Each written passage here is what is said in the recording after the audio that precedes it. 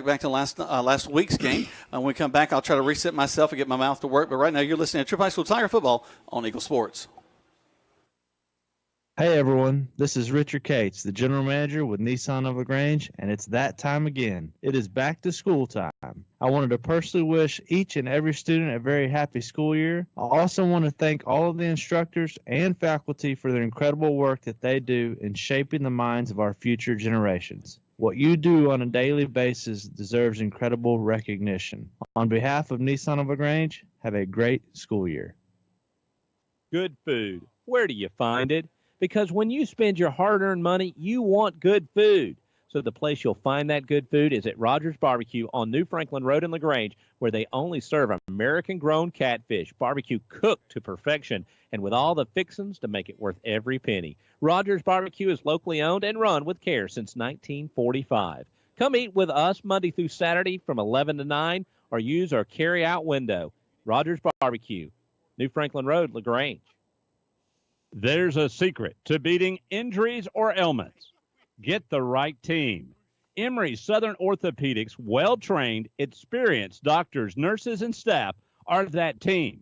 These teammates listen and understand your specific condition and provide high-quality hometown care that will get you back into your game.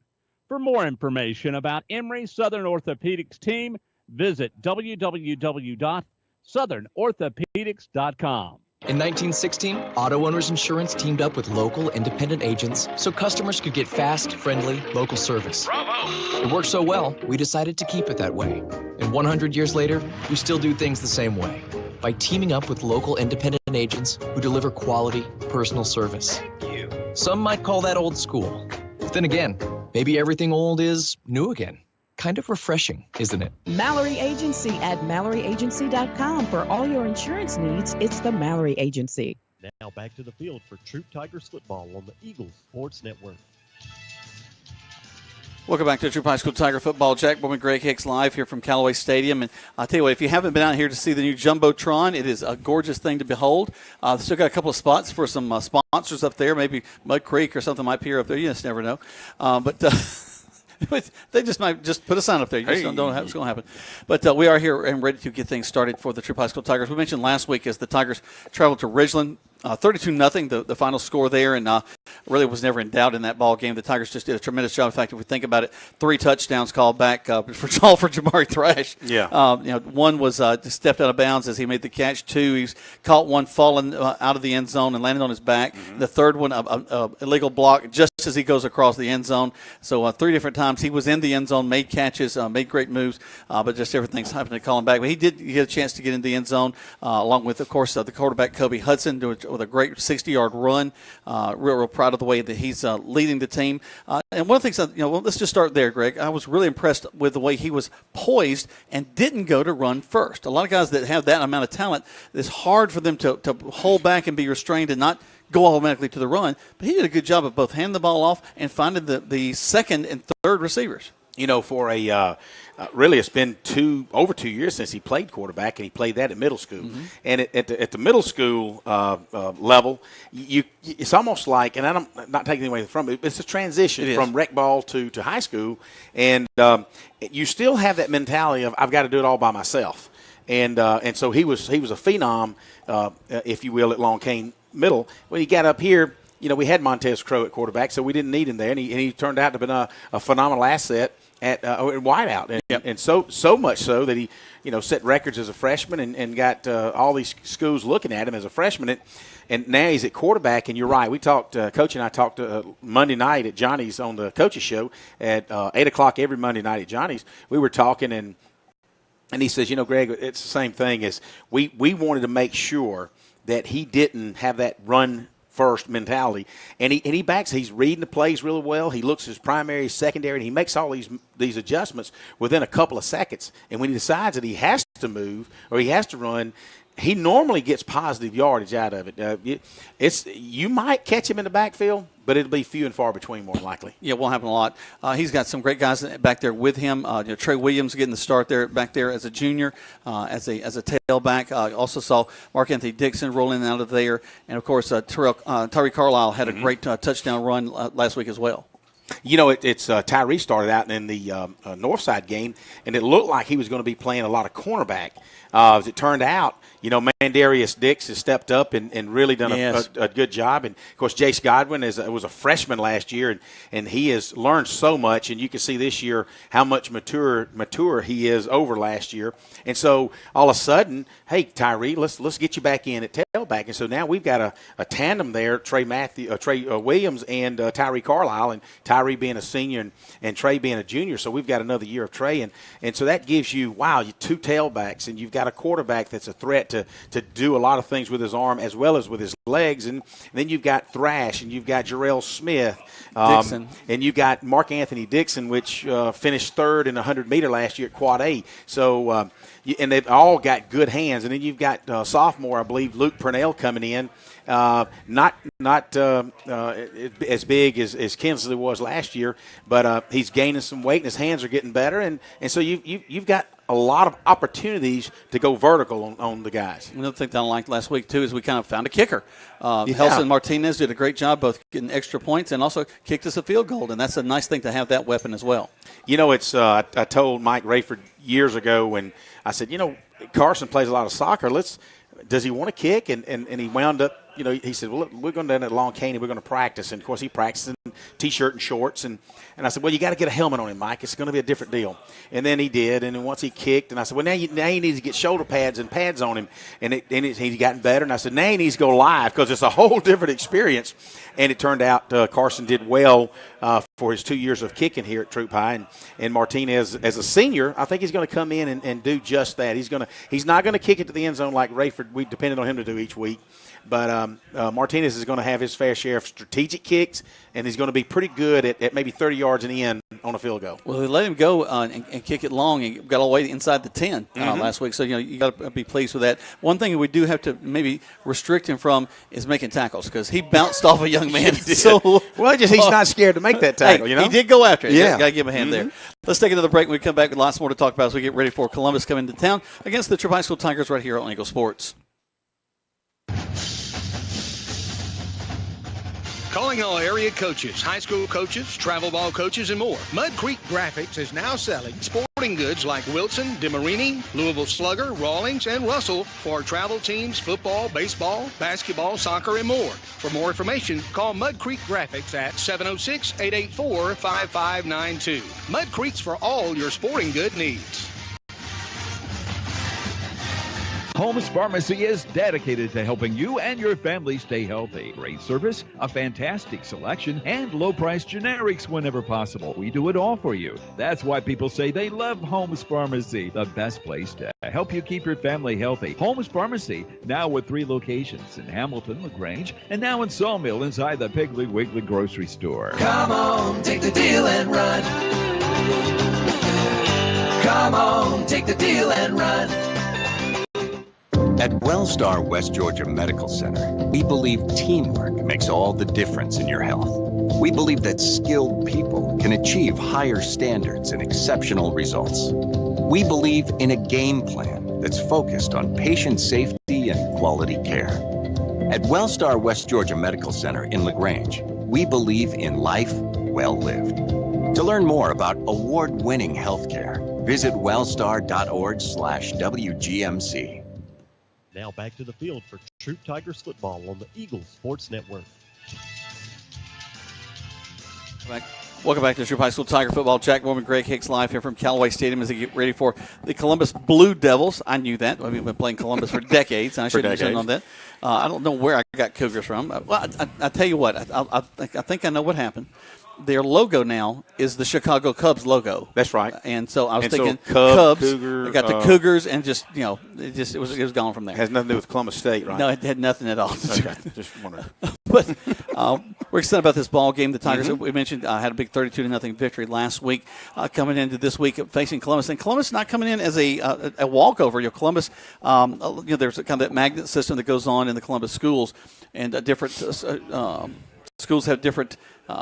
Thrust thing that they're working on. Some schools were wrestling schools. Jordan for years was that was where you wanted to go if you were a wrestler. That's right. Columbus was the baseball school. That they're coming out of there. But actually things are kind of mellowing out a little bit so that you've got Shaw for years was the football school. Charlie Flowers down there for years did a great job with them. But now, really, all of the schools are doing well. And in Columbus, really having a pretty good time, too. They had an impressive 42-6 victory over Spencer back a couple of weeks ago. They were off last week, so they're coming after some rest and work. They got a pretty good quarterback who is going to throw the ball around. Yes. He was 18-21 last week, 183 yards. Got a couple of guys. His name's Donovan Carter. Got a couple of pretty good guys back there to catch the ball. A guy named Darius Hill and Caleb Bailey. So at the skill positions, they're looking pretty good. Well, they're certainly not going to come in here and lay down for a 3-touchdown favored Troup Tigers. They have their own point to prove, if you will, from Columbus is that they're kind of I don't know if I could say rebuilding their program, because I don't know that in my lifetime if it's ever been built. No. But certainly the last several years, Columbus is not somebody you can just check off as an automatic win. You've got to earn it. And they're going to be in the ball game against most any opponent. They went to the playoffs last year, so they want to, just like any team that's up and coming, they want to prove that they belong to play with the big boys. And they want to make a good showing tonight against the Troup High School Tigers, that's for sure. Because also a lot of eyes are on the Troup High School Tigers right now across the state. In the publications that you and I read, just about every week we'll see a kid from Troup or Callaway or even some of the Grange kids start to appear on that list and get on the radar for folks. Of course, last week the defense with a second shutout in ball games this year, looking for a third tonight. They'll have their hands full again with this group I'm looking right now. They're running 4 wide receivers all flying down the field. A lot of things that they're mixing up back in the secondary. But, last week, great game by Kevin Martin. Just real proud of him from the linebacker position. He did well. Alonzo Ogletree, 2 interceptions in the ball game last week. So we got a good hands back there. Great awareness. Those guys break to the ball about as well as secondaries I've seen at this level. You're right. And, not all of them are seniors for sure. We've got, I could say, fortunately, but then also unfortunately, we've got 8 seniors on the defensive line, defensive unit. And on the offense, we've got about, with the exception, I want to say, of Michael Irvin, the entire offensive line is senior. So, we're blessed with talent this year, and not just this year, but Coach G has been building it for his 4th year now. His 4th year at Troup High School. And it's just a blessing to see on both sides of the football the things that these kids are capable of doing, and to see them coming together as a unit and as a team and to accomplish these things. And you can tell, because on a Thursday night, Jack, look down below you. It's Thursday night, and we're not even kicked off yet, and there's a tremendous crowd here already. And it just makes you feel good that on a weeknight, fans are piling in at a 7 o'clock start where they could be out eating and listening to the radio. Yep. Also, a couple of other guys I want to mention real quick, Greg, that just were so impressive. Andy Boykin, I think, had a great ball game last week. Joko Willis. Joko could do it all. Yeah, he's offensive receiver that we didn't know. Yep. He had a couple of good catches. Darius Dix is just a stud back there. And, of course, a guy that really didn't make as much noise as we usually expect him to, but is still a high-performance player and on every play, is King Makuta. Absolutely. King, just his presence on the field, he's got such long arms. And from his outside position, outside linebacker or defensive end position, a lot of times people say, well, he just doesn't hit anybody. Well, by the time he collects the runner, he's doing that. He's just collecting the runner. And you get double teamed. A lot of times you don't have that straight shot you can hit somebody. But trust me, if Alabama didn't see something in him, they sure would have recruited him. No, you're exactly right. We're blessed with that. And I like to see Khalif Thornton there at nose tackle. He's one of the strongest guys on the team, squats over 600 pounds. And he's just a force to be reckoned with inside between the center and the guard. No matter which side he moves to, he's almost got to get double teamed each time. Yeah, I'm just looking down the list of a couple of other guys. Jabrell Gooden had a good ball game last week. Zy Varner called his name several times in the second half. Is some of the younger. He's a sophomore, and that's another thing that Callaway's had a real advantage for the past several years, and they've been able to get a lot of young guys in third and fourth quarters because they would have the game going away. That's starting to happen for Troup. You get the game you're up by 3 touchdowns, and you can start getting some of these younger guys in. Not a whole sea change, but get them in strategic places and let them be look good out on the field. Well, you mentioned that. You talk about number 35, Jordan Adams. He's a sophomore. He comes in at defensive line. Jeremiah Holston, number 36, is a defensive lineman. He'll get significant playing time tonight, and you'll hear us call his name because he should be involved in several of the plays. And of course, you've got quarterback Nick Schweitzer, who's a junior. Of course, he and Kobe both are juniors, but maybe tonight's one of those games that, who knows, that we get out there for a little bit of a lead. Maybe Nick gets us some playing time. He's probably not bigger 145 pounds soaking wet, and he's probably 5'7", but he's smooth. Very smooth, very poised back there. He is. He just does not get rattled, and so kind of, we kind of want to see what he's capable of. Right now, they're about to bring out the colors and have our national anthem. We're going to step aside as they get ready for those things. But right now, you're listening to the Troup High School Tiger Football on Eagle Sports. There's a storm coming. We may not.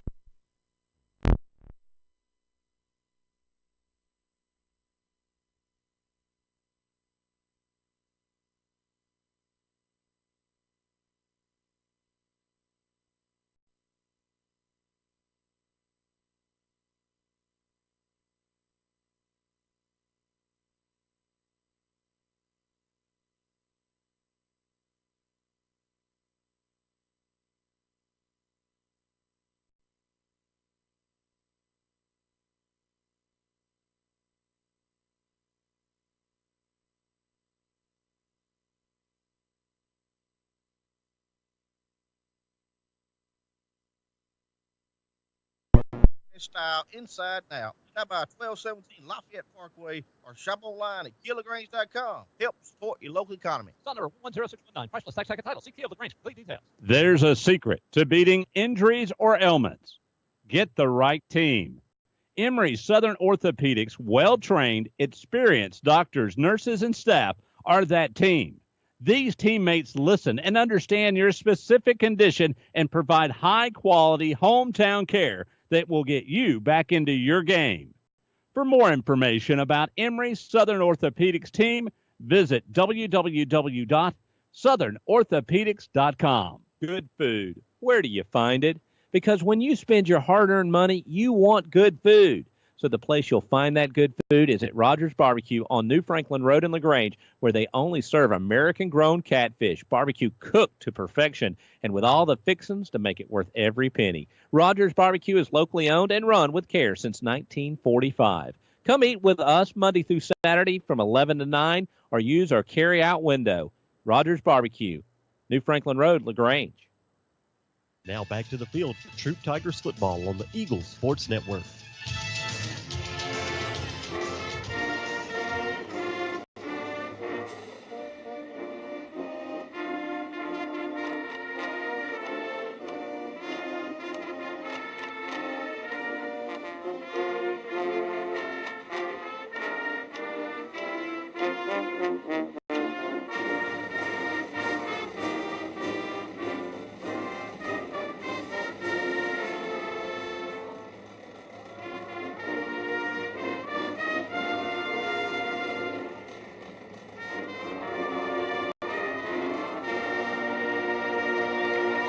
The pride of Troup County. The pride of Troup County, the Troup High School Tiger Marching Band out there with the national anthem. And if Miss Kathy Kirby, who's a big Troup supporter, her son's out there marching as well.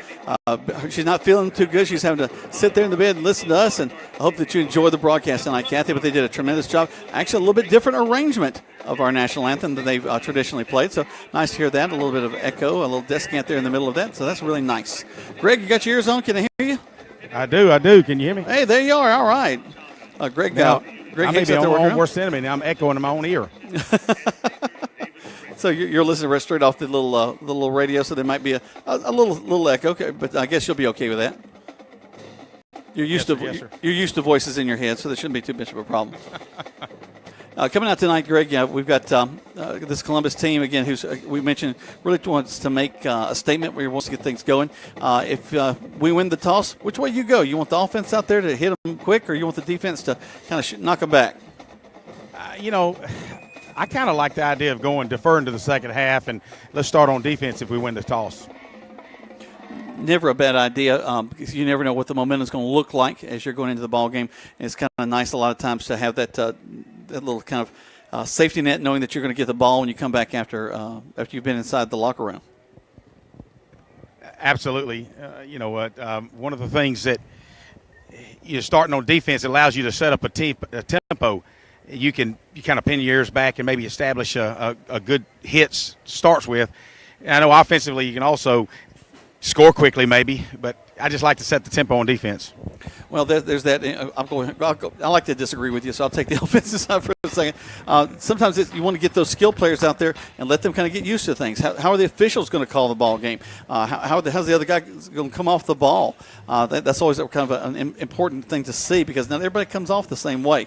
Greg, I'm also looking down the field right now. I see a lot of our first responders, a lot of our fire and EMS, and a lot of the guys that support our community. I know that the Callaway game last week, they took a moment to recognize them. Looks like we're doing that again tonight.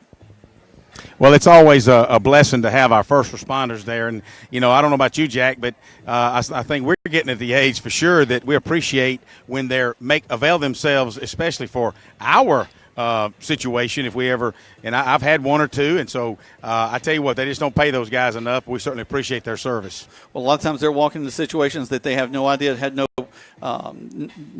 they were not involved in the creation of them, but they're there to take care of situations and making sure everybody's safe. And it's just nice to have those guys out there being recognized tonight. Captains are starting to come out. Kind of like, again, that we're back on the traditional home side. We've experimented with that. That some of the teams are trying different things. While the sun is in my eyes right now, by the time we get to about 7:45, 8 o'clock, it'll be clear. It looks like we've got Gabe Hubbard and King Makuta along with Kobe Hudson. And I can't make up the other. Maybe Joko Willis. Yep, Joko Willis. That'll be your 4 team captains for tonight. It's kind of a joke of the idea of the first one off the bus. When you're pulling into a town, you're getting the guys off the bus. You want to send the biggest, most intimidating guy. I can't think of a better one to send than King Makuta. Well, certainly he stands at 6'4", about 245. So he is already at this size a prototype NFL linebacker. So it'll be interesting to see as to how much strength and weight he gains when he gets to Alabama next year. Well, and that's something that's amazing about this, Greg, is you see some of these guys that come in, they're in the low 200s when they first start, and they'll be up to 285 and still be able to run a 4.40. I mean, it's just amazing. Well, I can run a 4.40, but it's that's 40, divided up 40 in inches. It's 40 inches. You might be getting down the field like that. Smack Eccleberry in the back of the head when you have a chance. I see him over there beside you. Who is this? Oh, okay. Jack said hello. He's waving. Kevin Eccleberry, our local sports reporter for the Daily News, just does a tremendous job. I've been really amazed the way that he's able to cover all the teams with fidelity and let folks know what's going on with all the different teams here in town. That's including LaGrange Academy, Lafayette Christian. So it's just really great to have someone of that caliber. We talk about the team captains and the size. We look across the way in Columbus. We talked about them kind of get their program to the next level. They've got some big guys, particularly number 66. I believe he's coming out. He's one of the captains. He's got to be. He's actually 65. He's got to be 6'3", probably 285, 290 for sure. 65 is Baker Pascal. Actually, he's a 293, right at 5'10". So he's an offensive lineman. They're on the far side, about to make their way across. I think the banner may be in the way, Greg. You might want to tell them they need to move the banner. Well, they may have to they let it down, so they may have to walk across it. We have a reusable banner that's kind of nice. The girls are handling that. Way to go, girls. They got it figured out. The cheerleaders on the far side having to step a little bit to move out of their way. Everybody's got down there to midfield, and Greg's got there with his microphone. Let's see if we can get the flip of the coin. Oh, yeah, we'll get involved.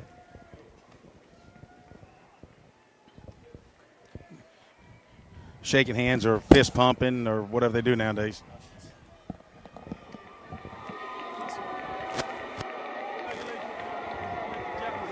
Congratulations. That's some captains. Any push and shove and mouth or anything like that, we want you guys as captains to step in and take care of that for us, okay? Got you guys doing white. With the officials giving them some instructions for these captains who are leaders on the field. Call for a captain, that's when you come to me.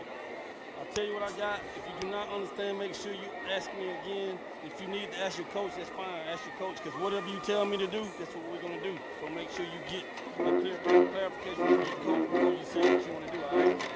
What you can call it, heads and tails.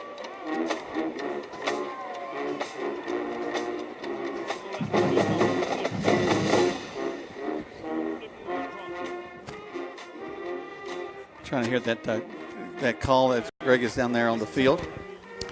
So Officer Duran Brewer actually tossed a coin for us, and Troup High wins the toss. and they've elected to defer to the second half. Hey, good toss there. Now, this is Greg. You and I have joked about this for years. Do you think anyone has ever, after the other team has deferred, said we don't want the ball? I lost you, Jack. Do you think anybody's ever not wanted the ball after that? There we go. I was just saying that after one team defers, has anyone not wanted the ball? And Greg can't hear me. Okay.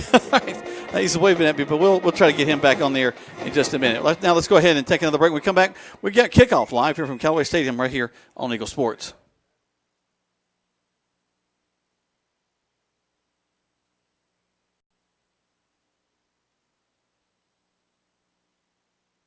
At Holmes Pharmacy, we're in business for your health. So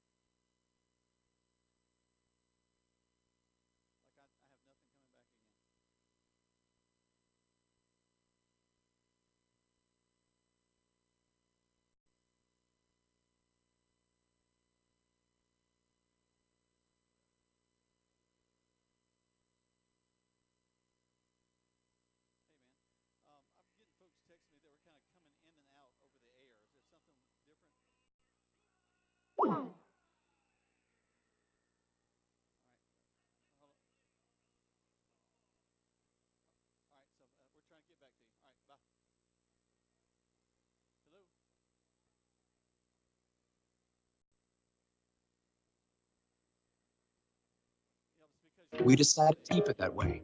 And 100 years later, we still do things the same way. By teaming up with local independent agents who deliver quality, personal service. Some might call that old school.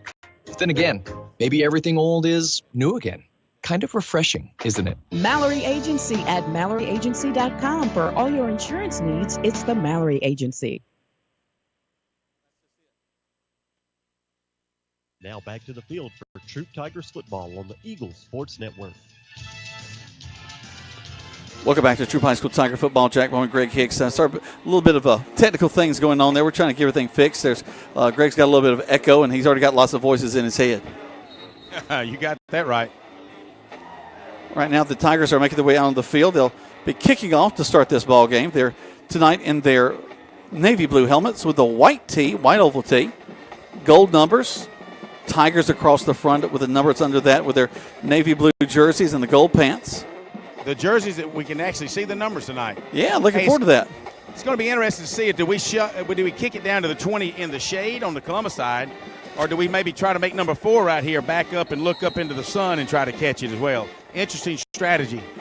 Well, right now they're way on the far side, kicking off from the far hash. There's the kick straight down the field. Has a jump up at the 11, taken to the 20, to the 25, going around the right side. Knocked out of bounds at about the 29-yard line, and that's where Columbus will have it 1st and 10. A little too much of a return. I would think that they would have liked to have had it. He caught it and moved back on about the 12-yard line, and he moved forward to about the 29. So he picked up 17 yards on the return. I'm sure the Tigers would have liked to corral him a little bit further back than this. So now here comes the Blue Devils of Columbus. They're lining up. They're going to send stacked receivers to this near side. A little bit of talking out there, get everything straight. Pistol formation with the quarterback standing behind the center and the back directly behind him. There's the snap, turns, just a quick handoff right up the middle. We're going to grab him, and he's not even going to get back to the line of scrimmage. So Kevin Martin makes a tackle right up the middle. He grabbed it, and also with Khalif Thornton and Andy Boykin in on the tackle as well. Great way to start. They're not huddling. We don't huddle either. But they're right back to the line. Tripp set to this near side. Again, stacking the pistol. He's about 6 yards off the ball. So he'll stand right around now he'll step up to the 25. Ball rests right at the 30. There's a snap turn. They're going to hand the ball a little inside trap. And he's got some running room. He steps up to the 50. Still in his feet, actually going to go across the 50 to the 49-yard line. Little trap play, and he got loose, Greg. Well, I could just hear Coach G over here hollering, draw, and then, of course, they were talking about their method of a draw is that trap, and he came off on the left guard, and he cut it back against the grain. Mandarius Dix makes a tackle at about the 49 and a half yard line of the Tigers. So let one get through there. Boykin comes off the ball. Got a guy subbing in with him, trying to get that number in just a second. There's the snap. Going back up to pass. Quarterback's going to step up. He's going to lose the ball. I think that's a forward pass or a fumble. Get on the ball.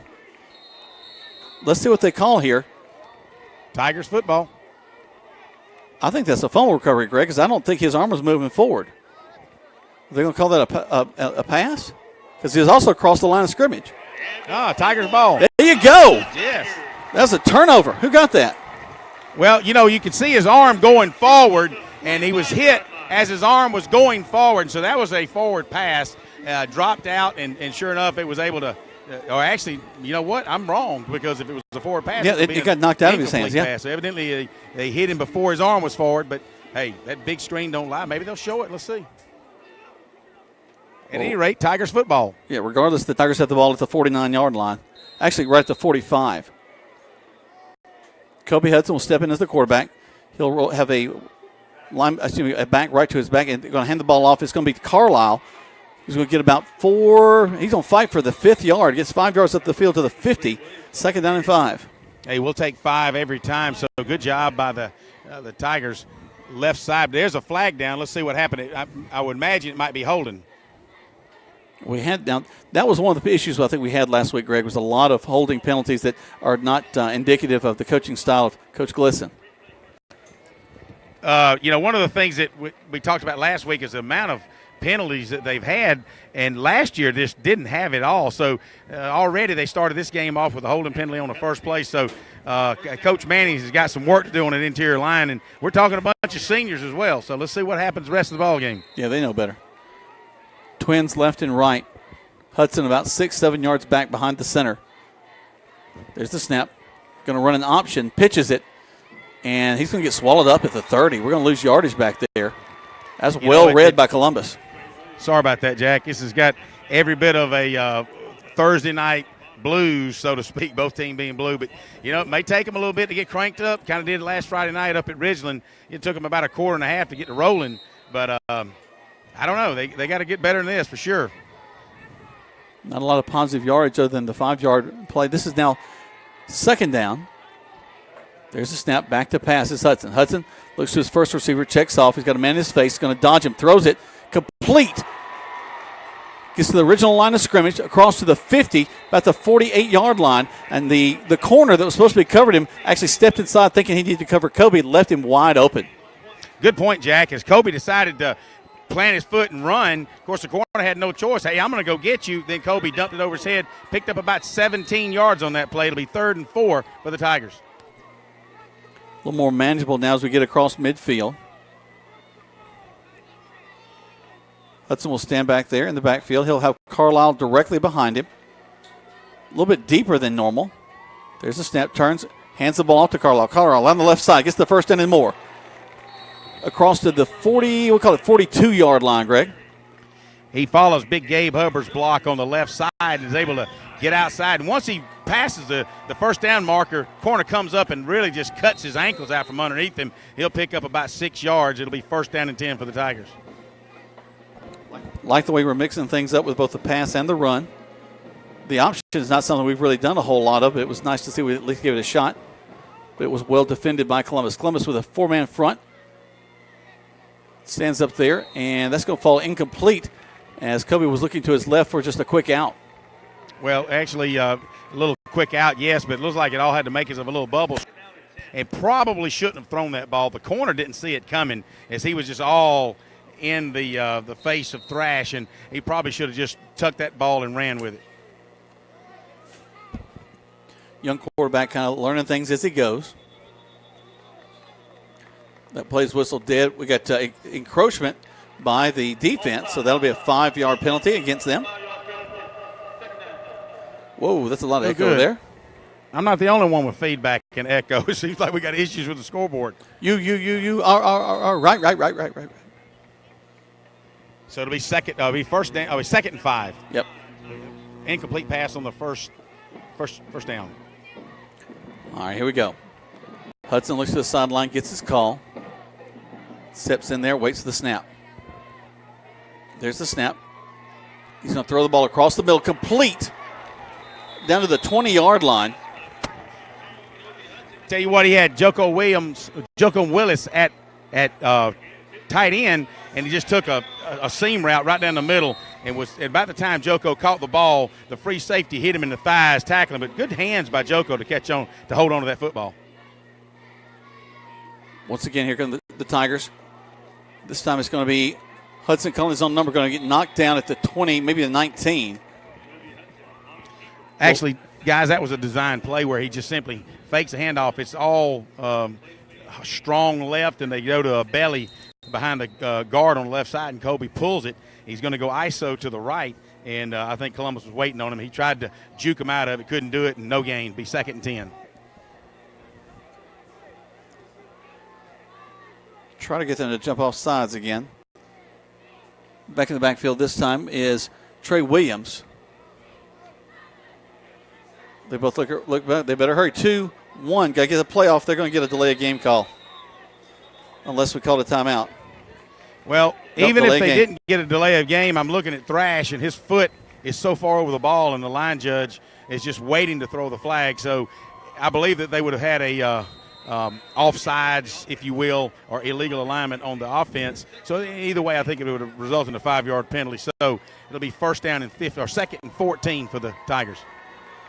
Hudson takes it back to pass. Got some time. Goes towards the end zone. A little bumping back there. Throws over the head. But a flag, I think that's going to go our way. You're right. The cornerback, number 3, grabbed his jersey at about the 10-yard line, and he went 5 yards deep in the end zone, never let it go until the ball was thrown. And so obvious pass interference. We'd like to give it to the officials every once in a while. We give them an obvious call. They don't have to think too much. So that'll move the ball for a 1st down. You know, when you think about it, though, Jack, it really wasn't a bad play because he was burnt. He was already behind him. Thrash, it had 6 points all over it. So take the penalty, and maybe you keep him out of the end zone for at least 1 or 2 more plays. But really not such a bad penalty if you're a defender. Actually, just a 10-yard penalty, so 2nd down and 3 now. And it's going to go to Williams. Williams bounces to the outside. It's across the 10, across the 5. Excuse me, that wasn't Williams. Ball goes out of bounds. It was fake to Williams. And Hudson keeps it, but he's going to get the 1st down. Actually, you're right. They stripped the ball out of his hand and moved it forward. It kind of flipped it forward. So it goes out on the 5-yard line. So it should be 1st and goal from the 5-yard line for the Tigers. Our banner has fallen down. The fans are struggling with it. All right. So we go 1st and goal, as Greg mentioned, from the 6. There's the snap. Hand off to Williams. Williams finds the hole, goes to the left, goes into the end zone. Touchdown, Tigers! Trey Williams off the left guard behind Big Colby, Harry, and Riley Bowles and Gabe Hubbard, and just basically untouched till about the 1-inch line, and then he's tackled into the end zone. So touchdown Tigers at the 7:17 mark of the 1st quarter. 55-yard drive. Good job by the Tigers on that one. Here comes Martinez to kick the point after touchdown. Snap. Actually a fire. As we have a little problem with the snap, we're going to miss it. So that'll be just 6 points instead of 7, but that's okay because we're still in the lead. Let's take a quick break. Back to the station. Listen to Troup Eagle Tiger football on Eagle Sports. It is the bottom line event at Nissan of LaGrange. Richard Cates, General Manager with Nissan of LaGrange here. We have $4,000 off all in-stock 2018 Rogues, $5,000 off all in-stock 2018 Altimas. How about $10,000 off all in-stock 2018 Titans? Don't forget that the Titan comes with a 5-year, 100,000-mile bumper-to-bumper warranty. Come see me at Nissan of LaGrange on the Parkway, or you can visit us where we are always open at nissanoflagrange.com. You're listening to Eagle Sports, WLAG 1240 AM LaGrange, and W245AW 96.9 FM LaGrange. Now back to the field for Troup Tigers football on the Eagle Sports Network. Welcome back to Troup High School Tiger football. Jack Mormon, Greg Hicks live here from Callaway Stadium. Tigers lead 6-0. And here we go with the kick. Nice high kick, getting better and better. Going to be taken all the way down inside the 5. Up to the 10, crossing the middle of the field. To the 20, got a lot of speed on this young man. 30, crosses back to the hash, across the 40 to the 43. And Columbus has good field position right there. Jarrell Smith makes a tackle not a lot of aggression on the Tigers coverage team at that point. Just kind of chasing, really not taking good angles, and it didn't really look like they want to put a hat on anybody. So, again, just not a lot of enthusiasm on that side of the ball at this point in time in the game. Here come the Tigers. The defense up to the line, waiting on Columbus to come. Columbus sets up again in the pistol. They'll send twins left and right. Quarterback calls for it. He's going to pass the ball, steps in the pocket. He's across the floor. He's going to try to run it now to the 45. He does to the 50. Try to go down the sideline, gets knocked out of bounds at the 35, but they're going to say, though, he stepped out at the 45. Excellent block on Jatavian Smith, the linebacker. They knocked him out, kind of blindsided him, but he steps out of bounds at about the 45-yard line. Otherwise, he would have picked up. He scuttled on down the sidelines for about another 10 yards. Again, as we talked about in pregame, Greg, Columbus is not here to lay down. They're going to try to put some stuff on. Donovan Carter is their quarterback, number 1. And I tell you what, he tried to go down that sideline tiptoeing, but stepped out. He'll go back to the backfield. Stepping up to pass again. Looking, airs it out. Way down the field. Way overthrows his receiver, though. One of the things, though, Jack, the wideout had gotten behind Jace Godwin a little too much for our liking. I'm sure Busby might have a little something to say about that. But you got to keep him in arm's reach, and he'd kind of gotten out of arm's reach on that one. Luckily for us, he was overthrown. So Carter's got a bit of a gun. He can throw the ball. He'll have number 8, Trey Peterson, to his left. Now they'll bring another back, so kind of a version of the wishbone back there. Now put a man in motion back to this side. Quarterback back to pass, looking a little screen pass right in the middle, and they're going to light him up at the line of scrimmage. I can tell you right now, everybody on the defensive unit, when the man went in motion on the backside, they knew exactly the play, and all the Tigers converged on that little tight end dump and really gained to no gain, but good job, defensive unit. You're right, Greg. They swarmed on him. So 3rd and 9 for Columbus. Blue Devils look back to the sideline to get their play. So a big 3rd down here now as Donovan Carter, the quarterback, will step up, ready to take the shotgun snap. Tigers showing some blitz, and they do. Carter runs backfield. He runs all the way to the 30. He's tackled way back at the 29-yard line, and there's just nowhere for him to go. Tremendous job of the Tiger defense as they just collapse on the quarterback, Donovan Carter, and bring him down for a remarkable loss.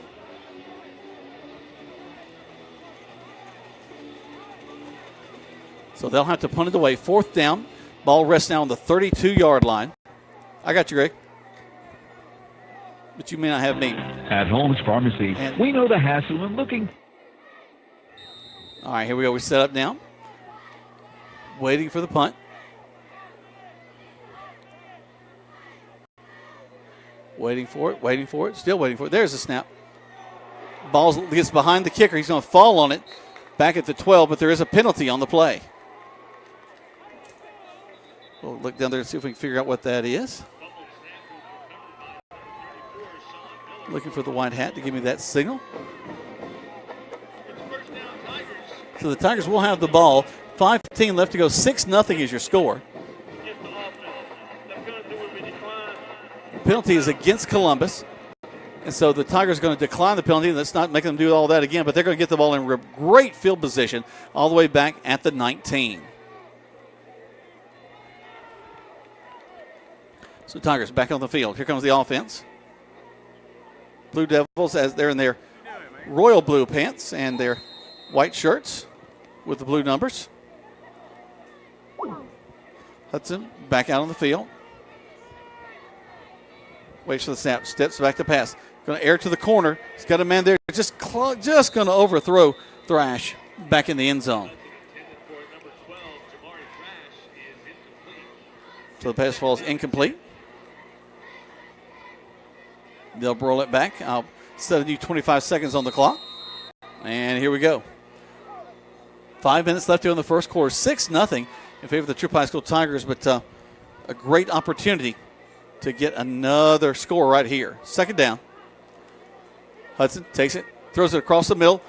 Oh, just almost complete to Thrash. Thrash had it in his hands. He gets ripped away. So that'll fall incomplete, and a third down comes up.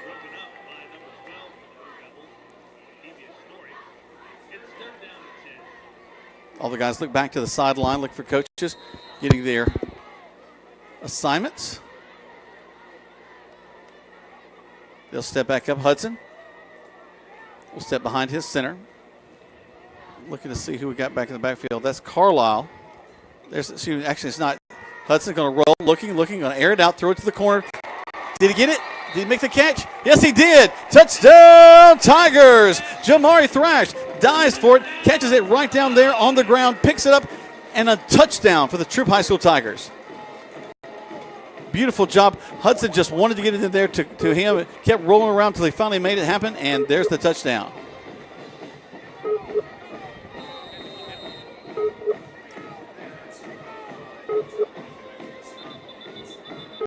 All right, so we wait for the point after touchdown. Do I need to put my internet on my phone? All right, here we go.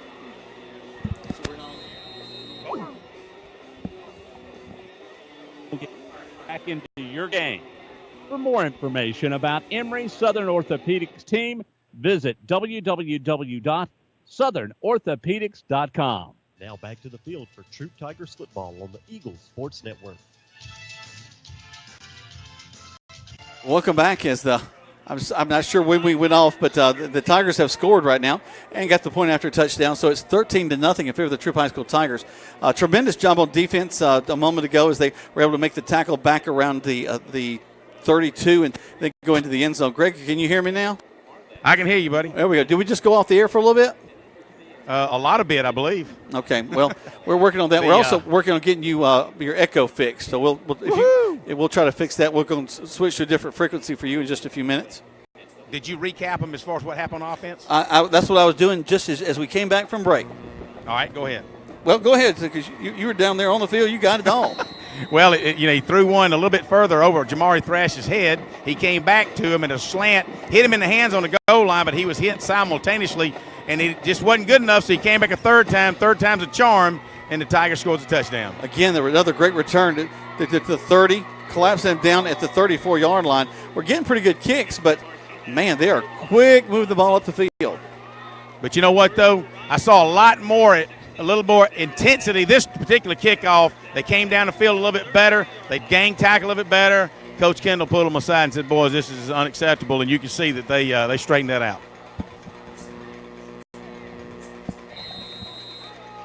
So here come the Columbus Blue Devils, a fresh set of downs. 4:47 left to go the first quarter play, 13-0 in favor of the Troup High School Tigers.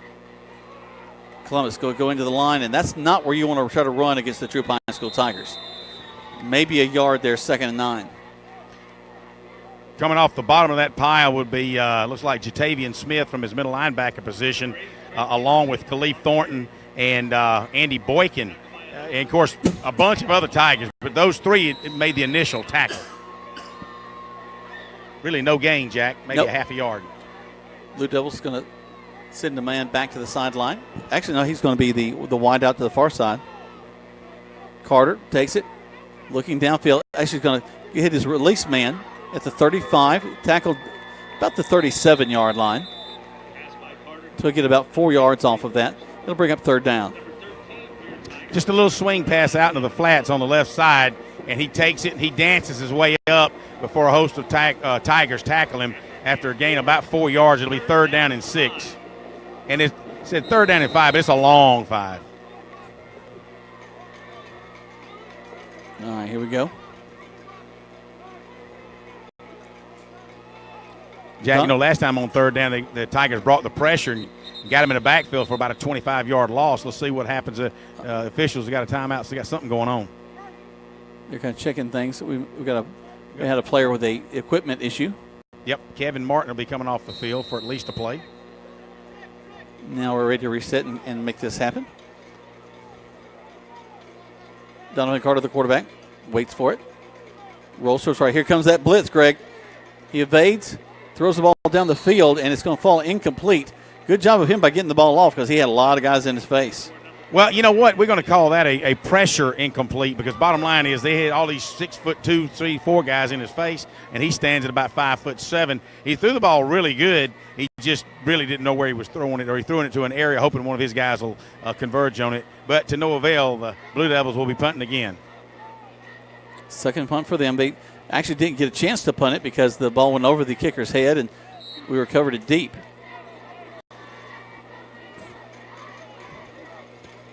So here we go. Waiting for the snap. Waiting a long time for the snap. There he goes. A little low. Tigers bring the pressure. Gets the kickoff. It's going to bounce and take a little bit of Columbus bounce where they down it at the 42. Let's take 30 seconds back to the station as we reset right here on Eagle Sports. Let me ask you a question. What do you see when you look at your car? Do you just see tail lights? Or your dog's tail wagging when you first brought him home? Do you see 4 tires or 2 tired kids in the back seat after their first day of school? Other insurance companies just see a car, but a State Farm agent sees what your car really means to you. So why not give it the protection it deserves? Your State Farm agent is Matt Orr on the square in downtown LaGrange. Now back to the field for Troup Tigers football on the Eagles Sports Network. Welcome back, and Hudson going to take the shotgun snap, throw it way down the field, trying to get a big play off, and it had all the makings of something special, but going to be overthrown just about a little bit. Well, he had Mark Anthony Dixon on a seam route, or what they call a go route. He had got behind his receiver probably 3 yards, and it just simply got to where Kobe just said, I got one of the fastest guys in the state running, let me sling it, and he actually overthrew him, so maybe next time. So the Tigers will reset. Twins left and right. Kobe has a blitz on his hands. Going to toss it out there, complete. Get across the 50 to the 49 on the other side. And that's going to be Carlisle. Going to pick up, we'll call it 6 yards, 3rd and 4.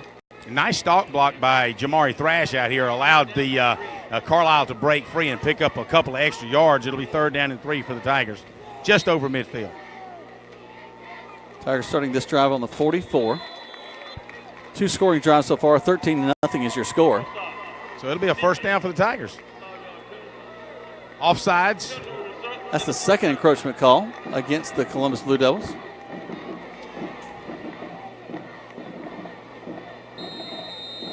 And here we go. Hudson will call for it. Takes the snap. Rides is back into to the 40. Ball's out. Actually, they're going to stop it. They whistle it dead at the 40. He's still got the ball.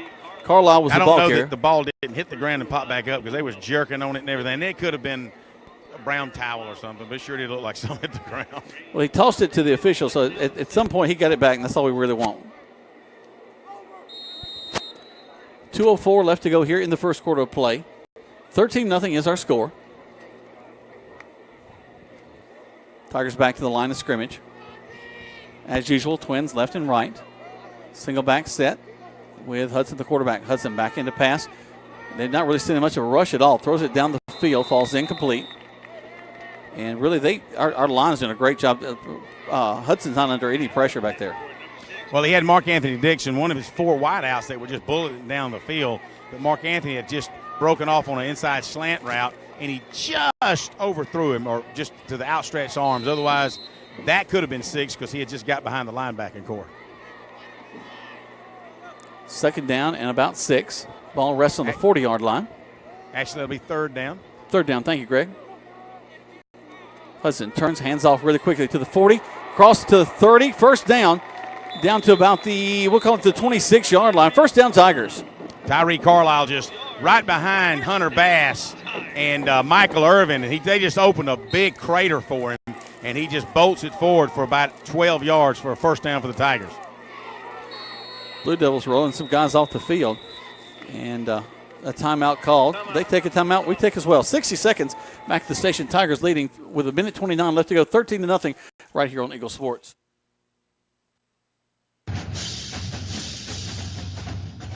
Calling all area coaches, high school coaches, travel ball coaches, and more. Mud Creek Graphics is now selling sporting goods like Wilson, DeMarini, Louisville Slugger, Rawlings, and Russell for travel teams, football, baseball, basketball, soccer, and more. For more information, call Mud Creek Graphics at 706-884-5592. Mud Creek's for all your sporting good needs. Hey, it's TLDD, Todd Parrish here with Kia LaGrange. A big thank you to everyone who helped us make the Stuff to Bus campaign a success. As our way of saying thanks, we are having a back-to-school sale on all new Kias. You can ride home today in a brand new 2018 Kia Optima LX for as low as $19,888. The 2018 Kia Optima LX has a head-turning style inside and out. Stop by 1217 Lafayette Parkway or shop online at KiaLaGrange.com. Help support your local economy. Stop number 110619. Price plus tax second title. See Kia LaGrange. Complete details. Now back to the field for Troup Tigers football on the Eagles Sports Network. Coleman talks so fast. All right, here we go back as the Tigers will hand the ball off to Carlisle again, going down the left side across the 20. Across to the 20, maybe we'll call it the 19. Nice job of the line blocking, getting that running game going. Got a little game over here with number 6, the cornerback, and Joko Willis. Don't be surprised if Joko don't burn him here in just a little bit. They stuff us there on that play. Third down. However, the previous play, Carlisle ran the ball about 7, maybe 8 yards right up the gut, but you're right, they stuffed us on that one. So who knows? Maybe a pass play's coming. Could be the Joko one you just called. Or called for. Hudson will try to draw them off sides. They'll look back. Reset. There's the snap. Going to toss it out across the 20 to the 15, 10, down to the 5, brought down to the 4-yard line. A first down and goal for the Troup High School Tigers. Speaking of Joko Willis, excellent stalk block. He just pushed the guy off the field, maybe down the field 5 or 6 yards, allow Carlisle to pick up a first down inside the 5 down to the 2-yard line. First and goal for the Tigers. All right, here we go. Back around the right side. Walking into the end zone are the Tigers. Carlisle with a touchdown. There is a flag down, but let me just say this. Number 50, the linebacker, actually had to pick up his pants that time because Kobe planted and then went outside, and that guy's still running down the middle of the field. What a fake. That one did not count. They got a penalty against the Tigers, so they'll bring that one back. But it looked good doing it, though. Yeah. Do you get style points? Yeah, you get style points. Unfortunately, there are no style points in in high school. But there are only in college and certainly in the NFL. If you get have a conversation with the field goal net and stuff. If you need style points, you can go to Mud Creek Graphics. They got lots of style over there. Amen, brother. Just thought I'd throw that in. Hudson waits for it. Takes the snap, backs to pass, looking. Those across the middle. Nice route going into the end zone. No, they're calling down on the 1. On the 1-yard line. Nice catch by Trey Mitchell. He comes across right behind the linebackers, and Hudson drills it right in his gut. So it'll be second down and goal from the 1. Beautiful slant route on that one. Hudson goes left, fakes the handoff, goes left. He fumbles the ball on the handoff. Let's see who recovered it. I can't tell if Columbus or the Tigers. If the Tigers recovered it, it'll be a touchdown. But let's see. All right, the Tigers have recovered it. A signal yet. They set Kobe it up in for the extra handoff, point. Jack, fumbled it, went into the end zone, and I got mixed up with all the players and couldn't see who recovered it. Evidently, the Tigers did. Well, that's ultimately all we want.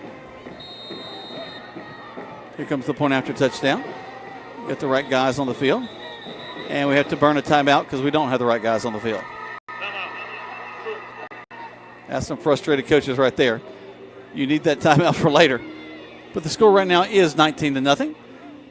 And we'll keep it here for just a second because I think that's also going to be the end of the quarter. Are they just going to stop it there, Greg? We call a timeout, and since it's the end of the quarter and we were involved in a PAT, they may come back and kick the PAT rather than changing the fields now and then just turn the field around on the kickoff. Okay. We'll keep it here for just a second. Well, actually, the guys are headed back out on the field right now. So I think you're probably going to be right. We're here at the end of the first quarter play. Right now, Tigers leading 19-0. Fix to have the point after touchdown attempt.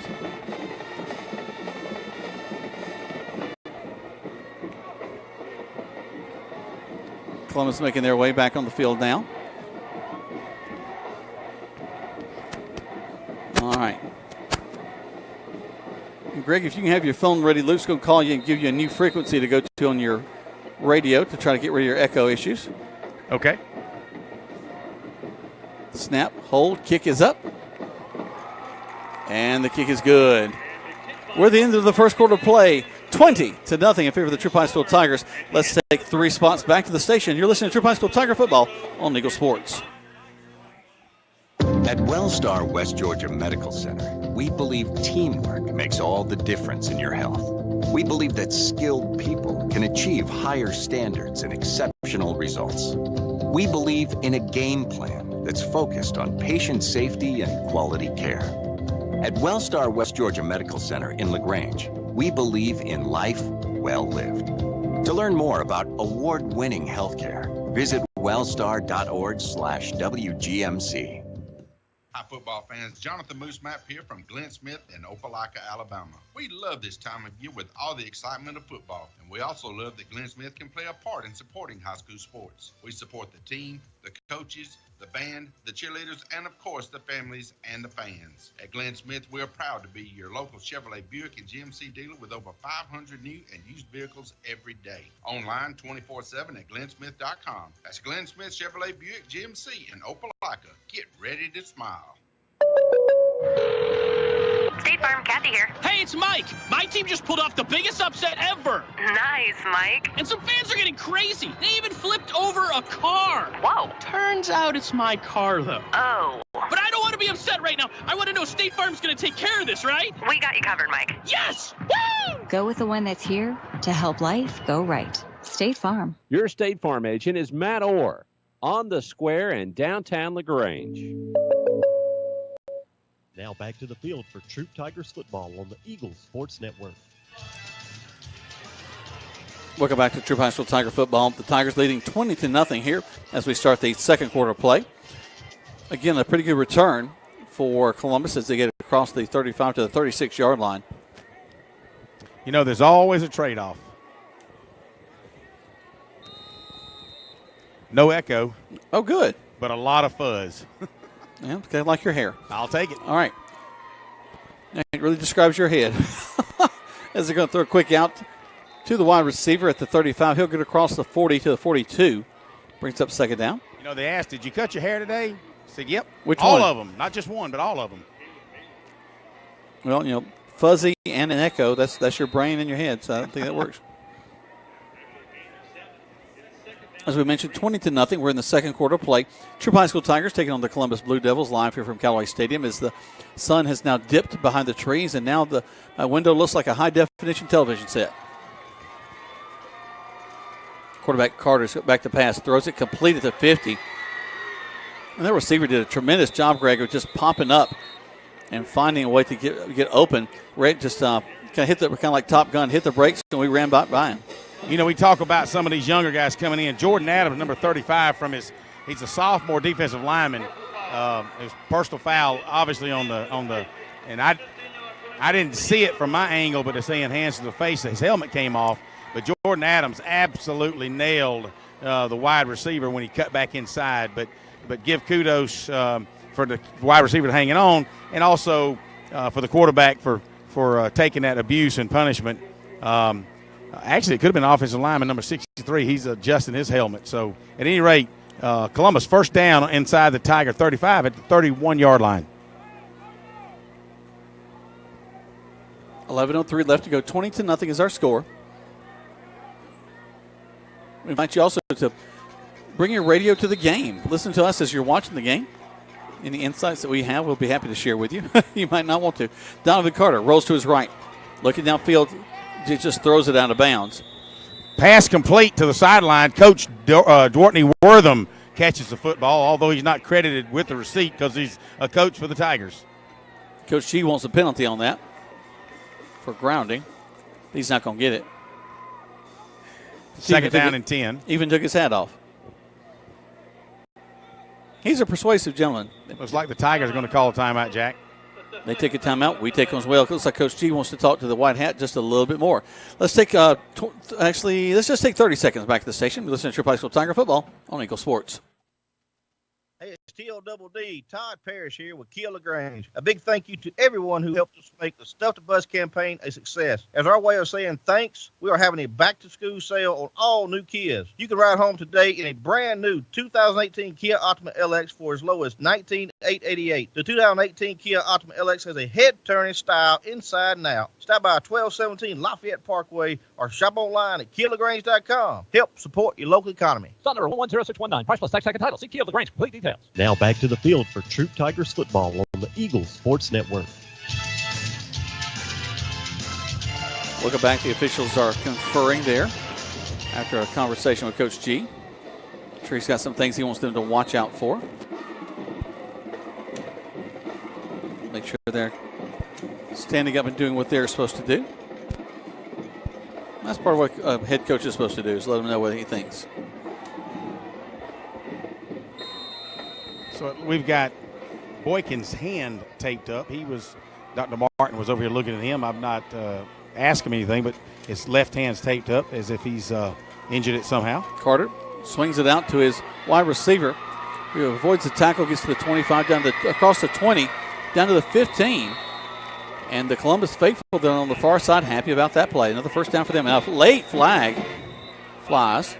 And that flag has all the notations of an aggravation penalty from the Tigers because they absolutely missed tons of tackles and trying to arm tackle all the way down. Let's see what the call is. After the play, unsportsmanlike conduct against the offense. Whoa. Oh, well. Maybe they were aggravated that they got tackled. So maybe Columbus gets aggravated when they do a good play. Maybe they're just surprised.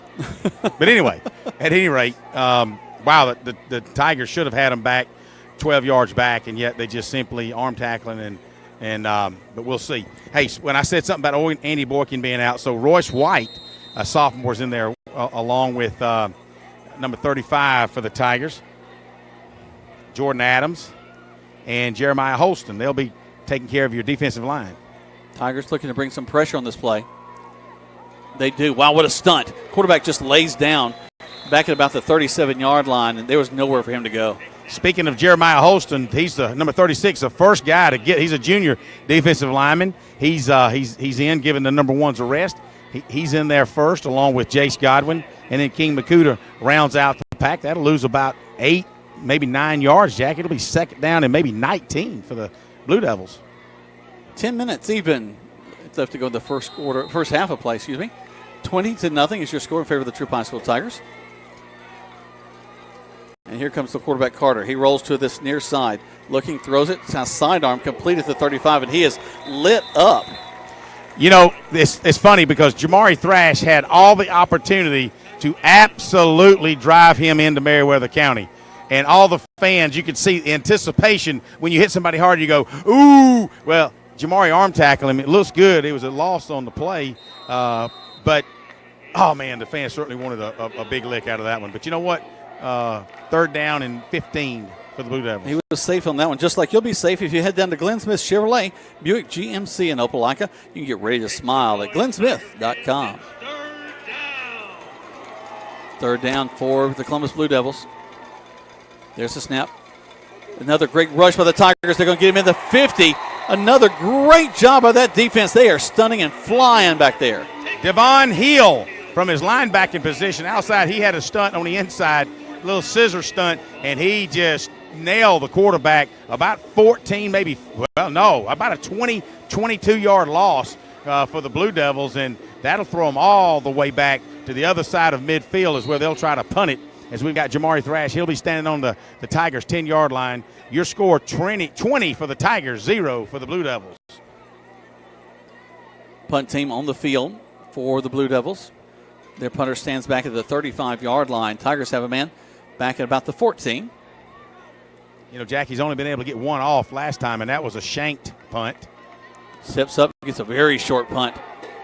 Hits at about the 30. Goes out of bounds at about a 29-yard line, Jack, is where they should mark it. So we'll see. Yep. You're right. So here we go. The offense coming back on the field already up 20-0. And, Greg, this may be the last time we see some of the starters. So we're going to see probably some young guys getting in if we can get another big run down the field. Interesting you say that. We do have most of the starters inside, but I see J. Brody Messer coming in at left guard. He has been your center, but he'll come in at left guard and give Riley Bowles a rest. He'll play alongside Gabe Hubbard there on the left side.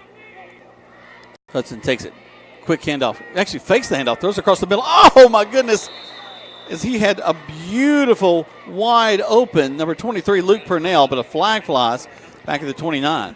It's funny because I watched J. Brody Messer pull, and the play goes opposite direction. But then after the ball is thrown, and I don't know what's going on, but the flag is thrown in this area. So it'll be interesting to see if somehow the lineman got downfield or what. That's a decision that Columbus can make.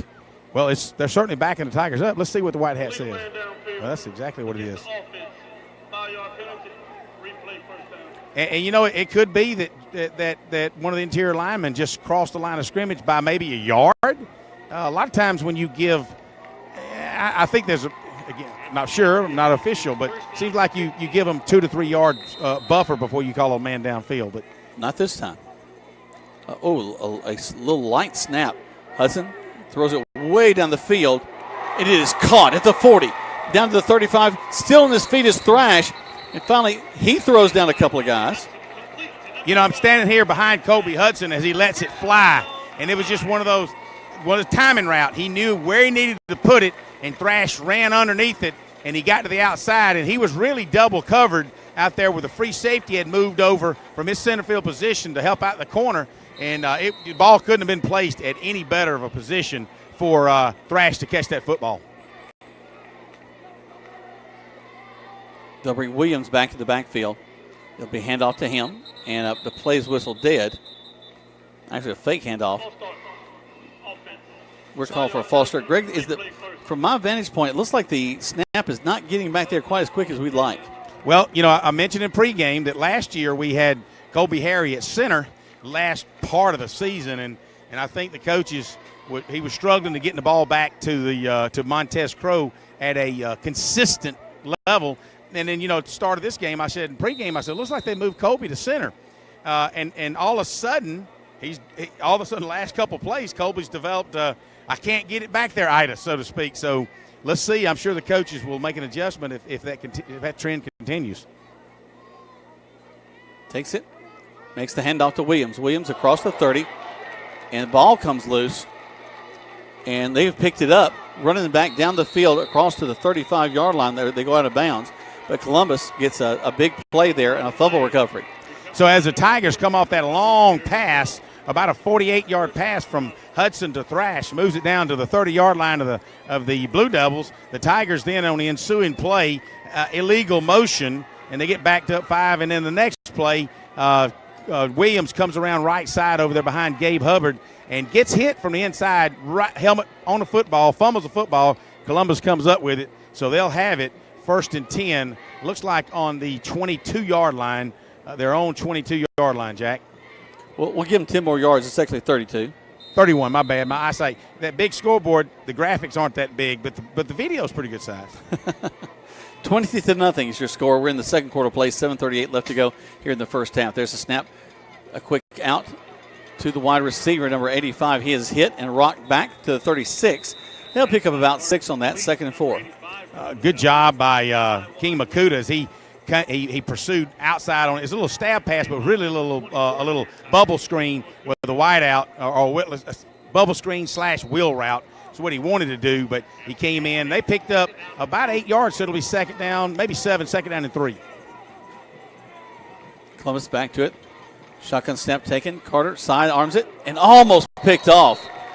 Wow. Tigers just read that one perfectly.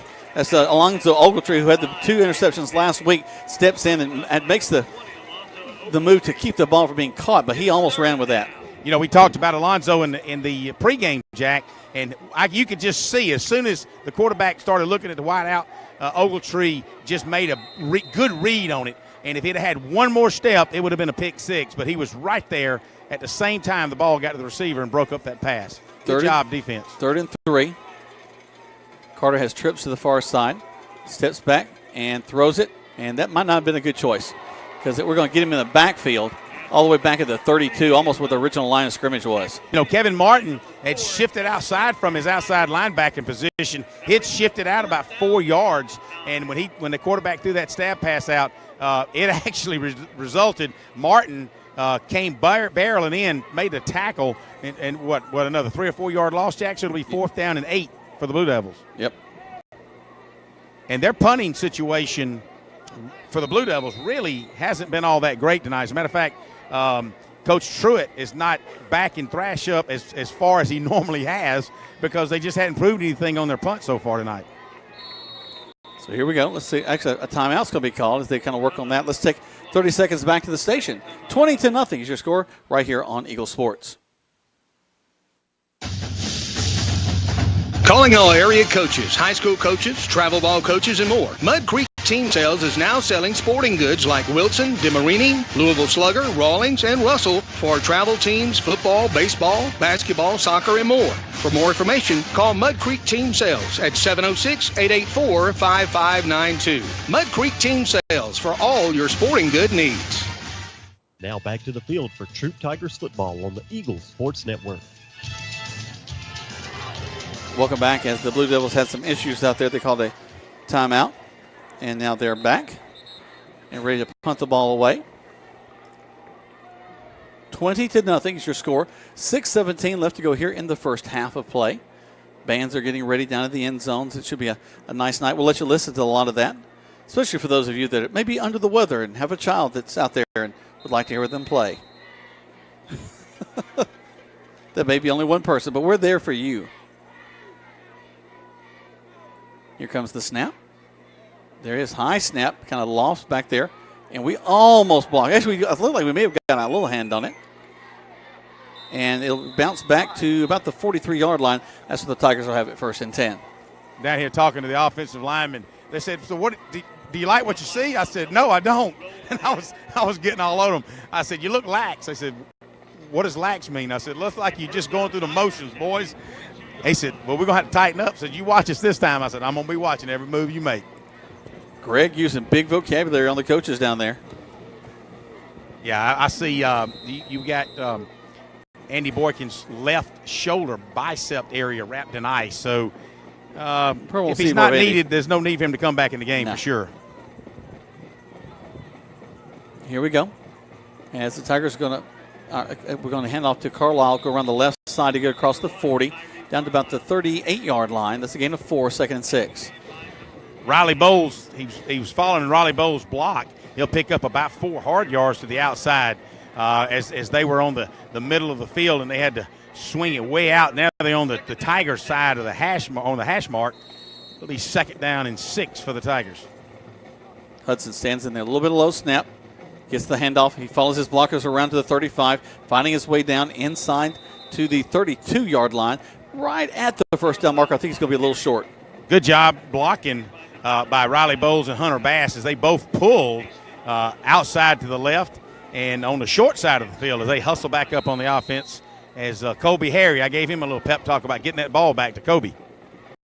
Low snap again, and Kobe's going to keep it, and he's going to go. 10, 5, touchdown Tigers! You know, Jack, they had set that play up twice. They'd run to the outside. Columbus shifted, leaving the middle open, and it was just wide open that Kobe Hudson took it 38 yards straight down the middle for a touchdown, Tigers. Good job by the Tigers. We'll see if we can't put some extra point on the board. 26-0 is your score right now as the flags fly.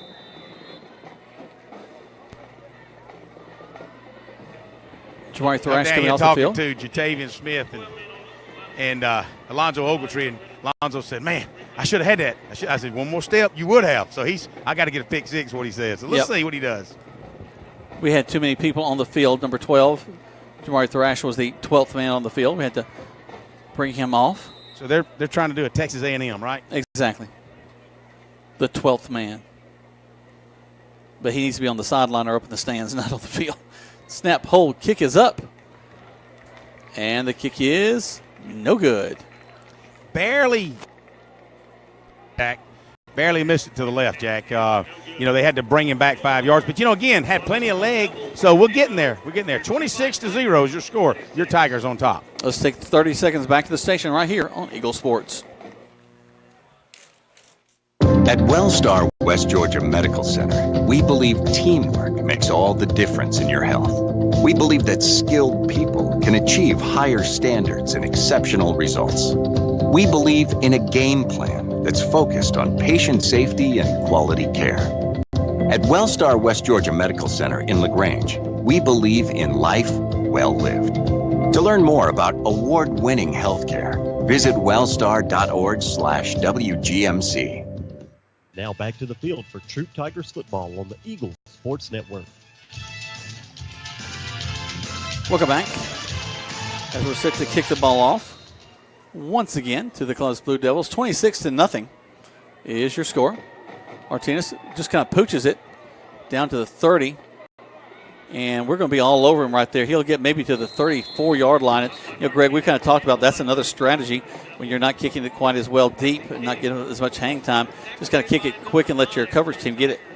It's one of the things that we've seen now. That twice here last night, he kicked it down to the 7 last time. He kicked it to the 12 the first kickoff, and so now he's pooched it down here to about the 28-yard line. But again, we like for that Tiger team to get after it for sure, get down the field. But you're right, he needs to work on his hang time, and I think that'll come within the next week. Here comes Columbus. Takes the shotgun snap, hands the ball off, and nothing doing there. Going to lose about 3 yards, almost 4 yards on that one, Greg. So I'm trying to look and see who got off the bottom of the pile. Jabraylon Gooden. We've got some subs in here. Number 38 for the Tigers, Corey Cato. Corey's a senior linebacker. He's in. Royce White, sophomore lineman. Number 49, Montavious Hall. I like Montavious. He's in the weight room. He's really looking good. He's strong. He's in at your left defensive lineman. Go around the left side this time. They'll get back across the original line of scrimmage to the 33-yard line. Oh, actually a little short of it. So that's the 31. Joko Willis on the tackle as he came from the offside line position, and he just ran across the field and made that tackle look really good doing it.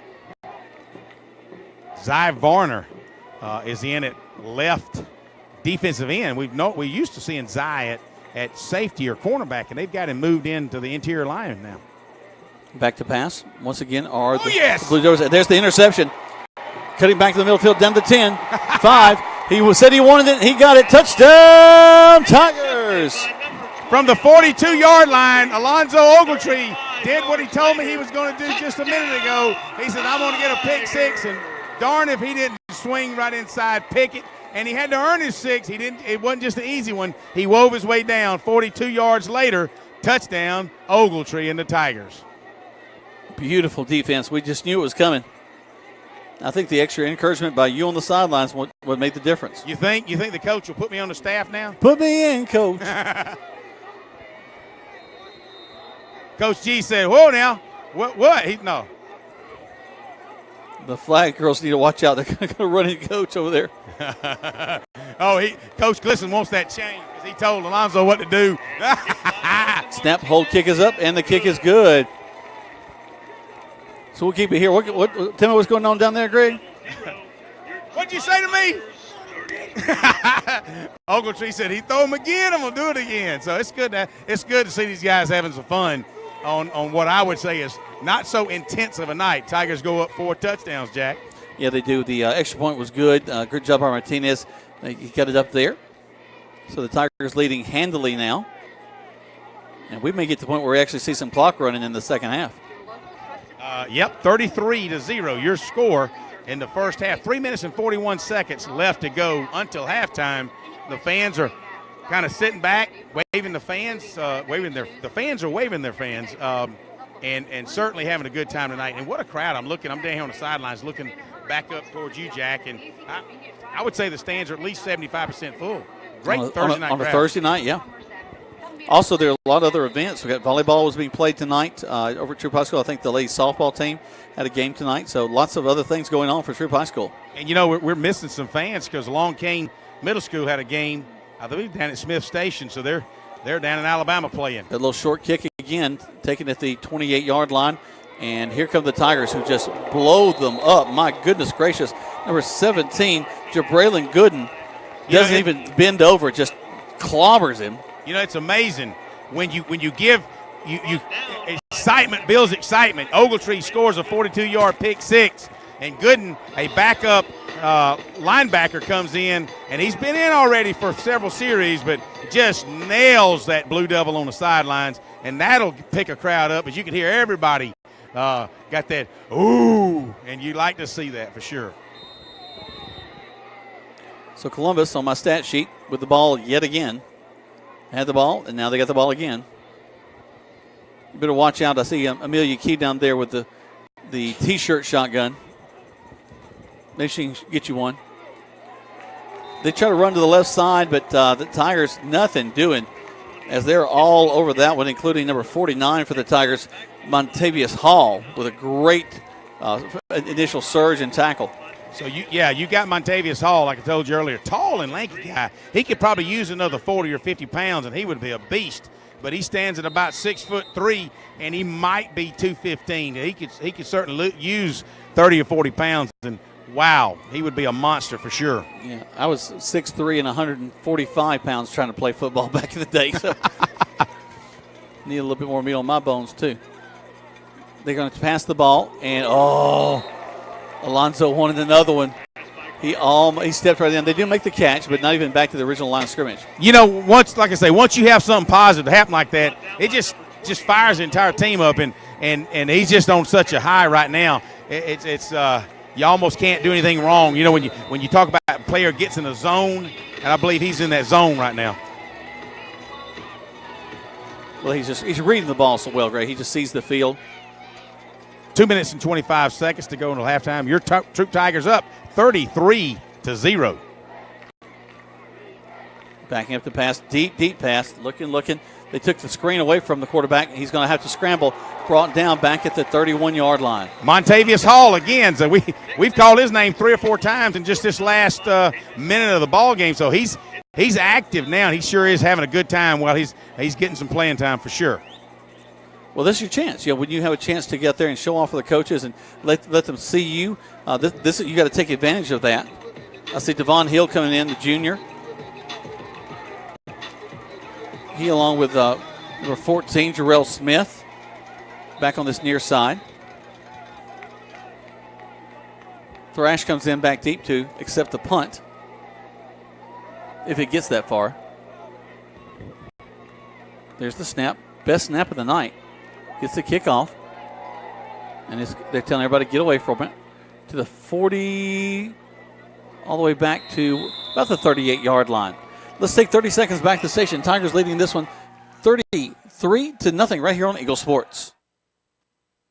In 1916, Auto Owners Insurance teamed up with local independent agents so customers could get fast, friendly, local service. Bravo! It worked so well, we decided to keep it that way. And 100 years later, we still do things the same way, by teaming up with local independent agents who deliver quality, personal service. Some might call that old school. But then again, maybe everything old is new again. Kind of refreshing, isn't it? Mallory Agency at MalloryAgency.com. For all your insurance needs, it's the Mallory Agency. Now back to the field for Troup Tigers football on the Eagles Sports Network.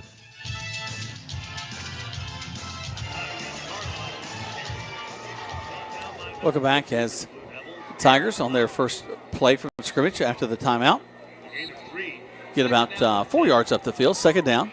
Hudson has a man in his face. Quickly at the Thrash. Thrash tries to make a guy. He's actually still on his feet, but he's going to be taken down to the 41-yard line. He'll lose about 3 yards on that play. Guys are trying to move fast. 47, 46 seconds left. I think the guys know that they may not see a lot of action in the second half. But, you know, it was a good individual effort by Thrashes. It was a little inside screen. He takes it and really gets cut, but then he turns around and tries to make a good effort out of it, but loses a yard. But you got to give him credit for certainly trying. Takes it, swings it out to Carlisle. Carlisle, and he's gone. He's at the 30, 20, 10, 5. Touchdown, Tigers. From the 43-yard line of the Tigers, a little swing pass from Kobe Hudson out to Tyree Carlisle. Hunter Bass and Michael Irvin makes a kick-out block. Carlisle turns it up inside the seams and turns on the speed, and nobody's going to catch him. Touchdown Tigers, 39-0. Here comes Martinez to put the point on after touchdown on. As the guys wanted to score so badly before we went in, and they did exactly that. Snap, hold, kick is up. And the kick is good. 40-0 with 13 seconds. Let's just keep it here, Greg. Well, you know, Tigers came in a 3-touchdown favorite.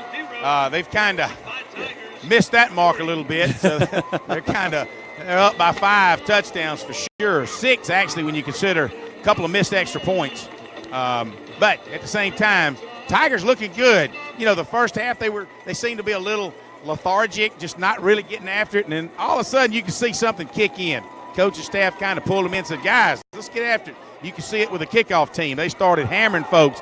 The folks come in. Montavious Hall comes in and just as a second stringer just makes a bunch of noise, hitting people hard. And I think what you're going to see is, you're right, in the second half you're going to hear a lot of new names that you hadn't heard before. And these cats are going to get after it for sure. You really enjoy the playing opportunity for sure. We almost had a very interesting situation as a gentleman dived for the T-shirt and fell 3 rows down. They caught him, but oh my gosh, that was almost a miss in the stands. But you know what? I can imagine those T-shirts are from Mud Creek because everybody likes to take a fall from Mud Creek. Oh, they want one right there. Trying to get wet down in the creek. That's going to go out of bounds. The kickoff does back at the 9-yard line. They'll either bring it to the 35 or they'll kick it again. Let's see. Blue Devils seem to be going up to the 35. We may just let them take it from there, especially since there's just a couple of seconds left on the clock. There might be 12 seconds left on the play clock, and I would imagine that Columbus will just take it on the 35 and take a knee and take it into the clubhouse. 13 seconds left. Your score, Troup Tigers 40, Columbus Blue Devils 0. That's exactly what's going to happen, Greg. They're going to line up now. We appreciate all the customers. I mean, the fans texting in to Jack and myself. My phone number 706-402. I forgot the last 4. But anyway, 0656 for sure. Text me, tell me what you think. We'll share it if we can. But we thank people like Daniel Hicks and Anthony Robinson and all the good folks down in the Gray Hill area listening to Troup Tigers football. There's a snap, and that's going to be the last play of the first half. You'll try to catch Coach going in, Greg, or you just want to let him off the hook? No, I'm going to kind of make my way down.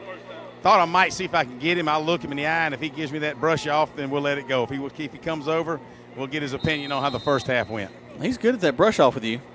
Yeah, I've learned to read his eye signals. You know what I'm saying? Well, actually, a timeout's been called. So we'll keep it here. Got a text from our good friend Kathy Kirby. Her son is will be on the field in just a few moments. She gave me a bit of trivia, Greg, that Coach Tomlinson, she's our new female coach at Troup. She used to be a reporter at ESPN. Did you know that? You aren't paying me any attention. You're in the tent down there. I just gave you really good trivia, and you weren't listening to me at all. I'm sorry. I was over here talking to Colby Harry and Jay Brody Messer and asking what they were doing, and I think Jay Brody said, "Did you see Colby hit his own man?" I said, "No, I didn't. I was watching somebody actually working for a living." Oh. These guys are down here watching film. When you're up like this, you're having a lot of fun.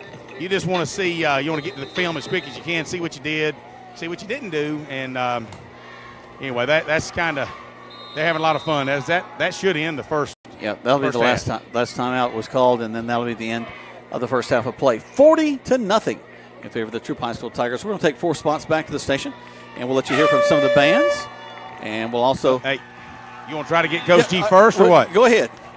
Let me see if I can grab him when he's coming in. Here we go. Yeah, we'll take it from here. All right, go ahead, Greg. All right, Coach.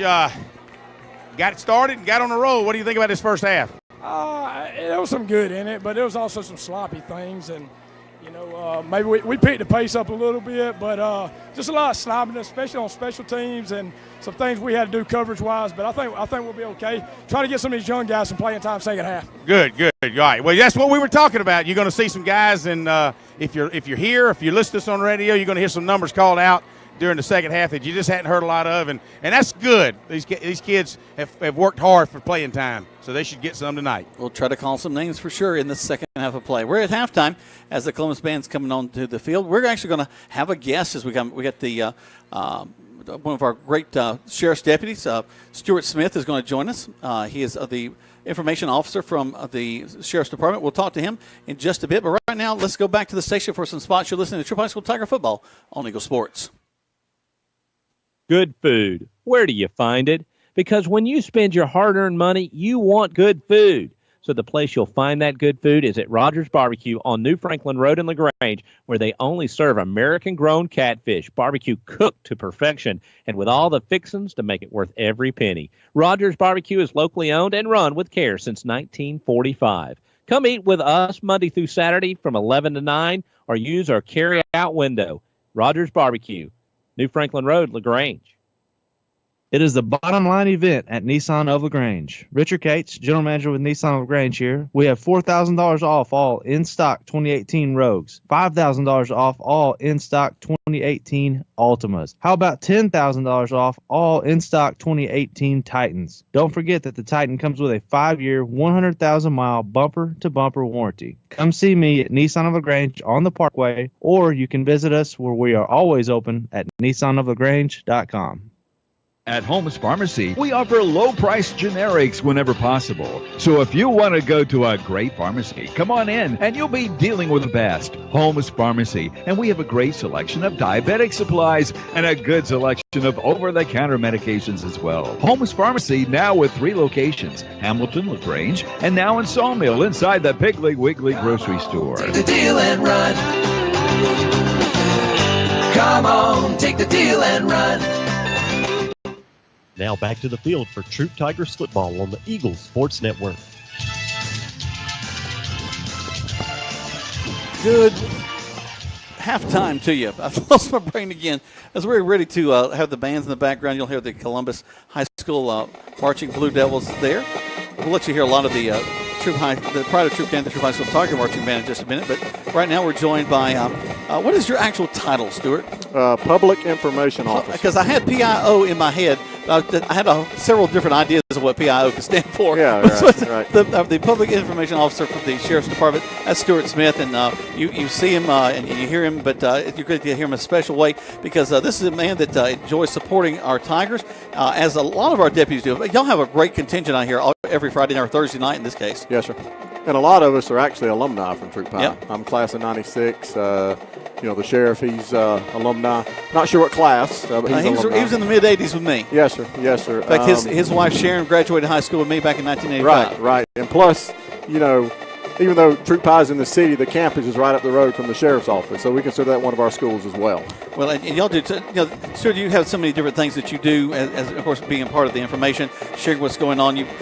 Sometimes that's a positive job. Sometimes there's some difficult things. Yes, sir. We've had some difficult things that have happened in our community lately, but at the same time, it is a great thing for, I think, our community to have someone that's able to be transparent with the public and let them know, because when you don't have good information, that's when hearsay and rumor starts. And that's something that we pride ourselves on, the sheriff, and all the way down, is just being honest and transparent with the community, no matter whether it's something good that's going on that we promote or something that is not so good, as we had a couple incidents the last couple of weeks with the 2 gentlemen that got out of our jail. We fortunately got them back, and just being honest with the community about what happened and who we were looking for. And as long as we can get ahead of the story, a lot of times it's better for us and the community. Even in the paper, I think yesterday, the sheriff talked about the actions they're taking to keep that from happening again. Correct.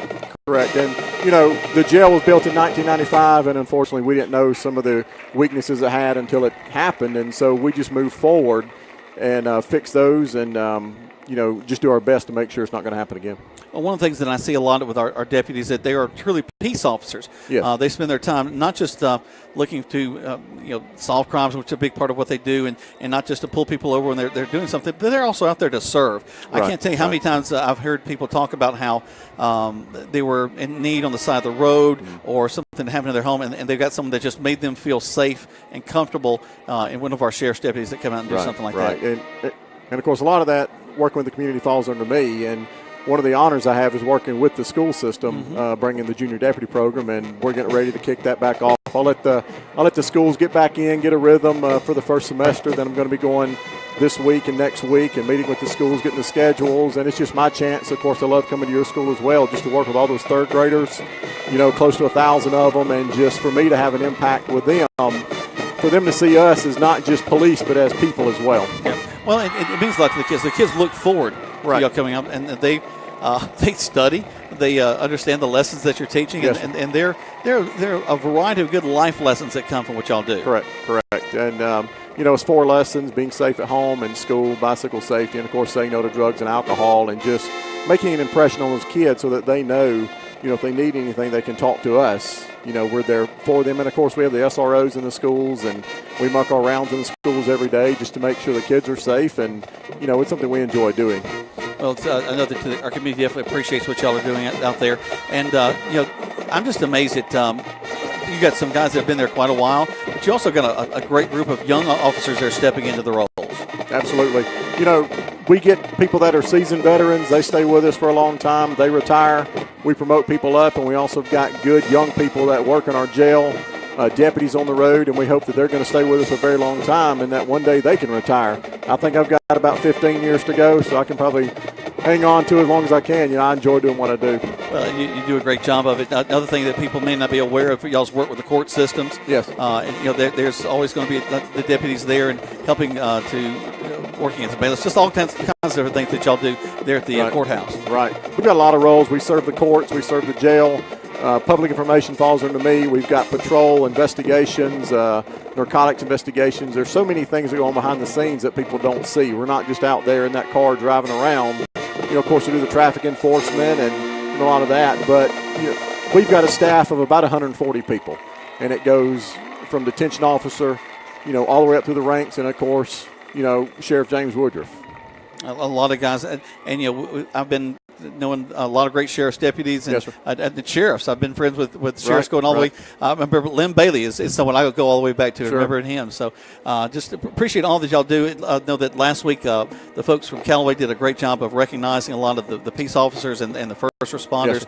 And we had some of that representation tonight. And I just thought it'd be great to have you come up here and say thank you to you too. Yes, sir. Thank you. I certainly appreciate that. And we appreciate the schools honoring us and different people in the community showing us their support. All right, we're going to step away as the Columbus Band gets finished with their song set of great movie themes. We appreciate Deputy Smith joining up here. The 40-0 is our score here at halftime. We're going to step away and let's listen to some more of our fine sponsors, and we'll be back in just a bit. Hi, football fans. Jonathan Moose Map here from Glenn Smith in Opelika, Alabama. We love this time of year with all the excitement of football, and we also love that Glenn Smith can play a part in supporting high school sports. We support the team, the coaches, the band, the cheerleaders, and of course the families and the fans. At Glenn Smith, we're proud to be your local Chevrolet, Buick, and GMC dealer with over 500 new and used vehicles every day. Online 24/7 at glennsmith.com. That's Glenn Smith Chevrolet, Buick, GMC in Opelika. Get ready to smile. There's a secret to beating injuries or ailments. Get the right team. Emory Southern Orthopedics' well-trained, experienced doctors, nurses, and staff are that team. These teammates listen and understand your specific condition and provide high-quality hometown care that will get you back into your game. For more information about Emory Southern Orthopedics team, visit www.southernorthopedics.com.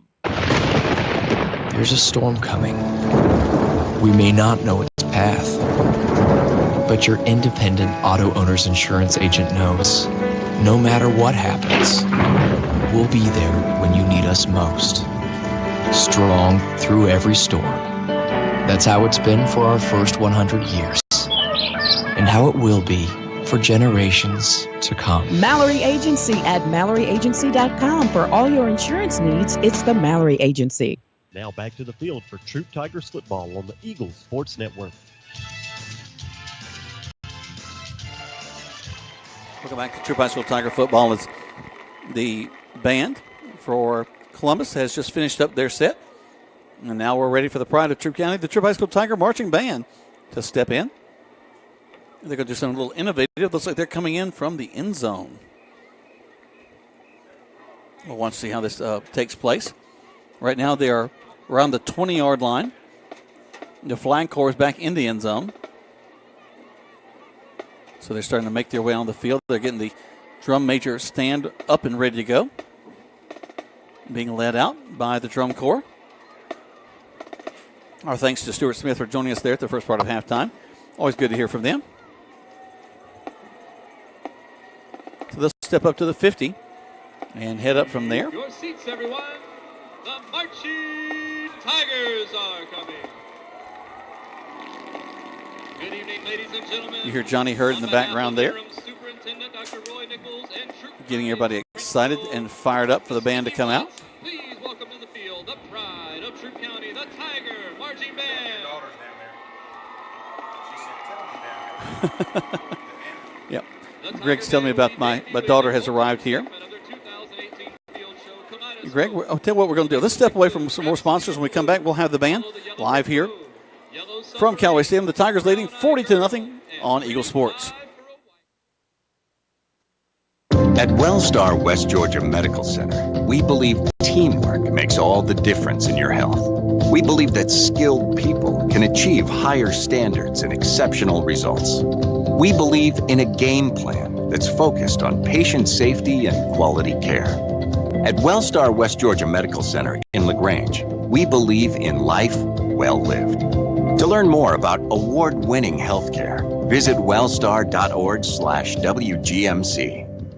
Hi, football fans. Jonathan Moose Map here from Glenn Smith in Opelika, Alabama. We love this time of year with all the excitement of football, and we also love that Glenn Smith can play a part in supporting high school sports. We support the team, the coaches, the band, the cheerleaders, and of course the families and the fans. At Glenn Smith, we're proud to be your local Chevrolet Buick and GMC dealer with over 500 new and used vehicles every day. Online 24/7 at glennsmith.com. That's Glenn Smith Chevrolet Buick GMC in Opelika. Get ready to smile. Calling all area coaches, high school coaches, travel ball coaches, and more. Mud Creek Graphics is now selling sporting goods like Wilson, DeMarini, Louisville Slugger, Rawlings, and Russell for travel teams, football, baseball, basketball, soccer, and more. For more information, call Mud Creek Graphics at 706-884-5592. Mud Creek's for all your sporting good needs.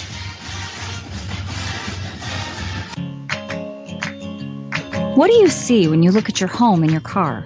Do you see a bundle, a combo deal? That's how other insurance companies see them. But a State Farm agent sees so much more. Because a State Farm agent sees your home and your car as more than just four walls and four wheels. They see the things you've worked really hard for.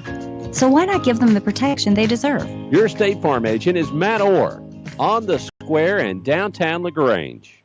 Now back to the field for Troup Tigers football on the Eagles Sports Network. Hey, welcome back to Troup High Tiger football here on a Thursday night. What a gorgeous night it is, too. I'm Greg Hicks along with Jack Mormon. We try to take advantage of halftime when we're up here. We either have guests or we run down to the concession stand. And since I'm on the sidelines a lot of times doing the color, Jack does the play-by-play, and I tend to come in behind that and add color to it. And hopefully it interests you, and hopefully we do an adequate job for you to keep you in tune. I guess one deficiency that we might have is that we just don't ever tell us to score enough, and we apologize for that. But if you've just joined us, if you're moving around and about and going out to eat or helping your children with homework, as I know you are, helping get this Troup County school system on the right direction, Troup High Tigers are 40 and the Columbus Blue Devils are 0. There's about 6 minutes left at halftime. The Tiger Band is out under the direction of Johnny Hurd, and man, they're putting on a great show. But let's go back over the highlights. If you were tuned in and as we're going to halftime, and you heard me talking to Coach Glisson, and he said, it didn't start out pretty. And yes, Anthony Robinson, you're close to Gray Hill. But anyway, he said, hey, guys, he said, it didn't start out pretty. We had to kind of pull them aside and kind of get their mind right. It's a Thursday night, and a lot of times, also we're coming off a short week, and I think that's not given enough kudos or enough credit. I think sometimes fans think that it's an excuse, but it's really not. When you've got a bunch of 15 and 16-year-olds and toss in a few 17-year-olds, and you had a long trip on Friday night, and it turned out to be a victory. So it certainly made the trip back easier.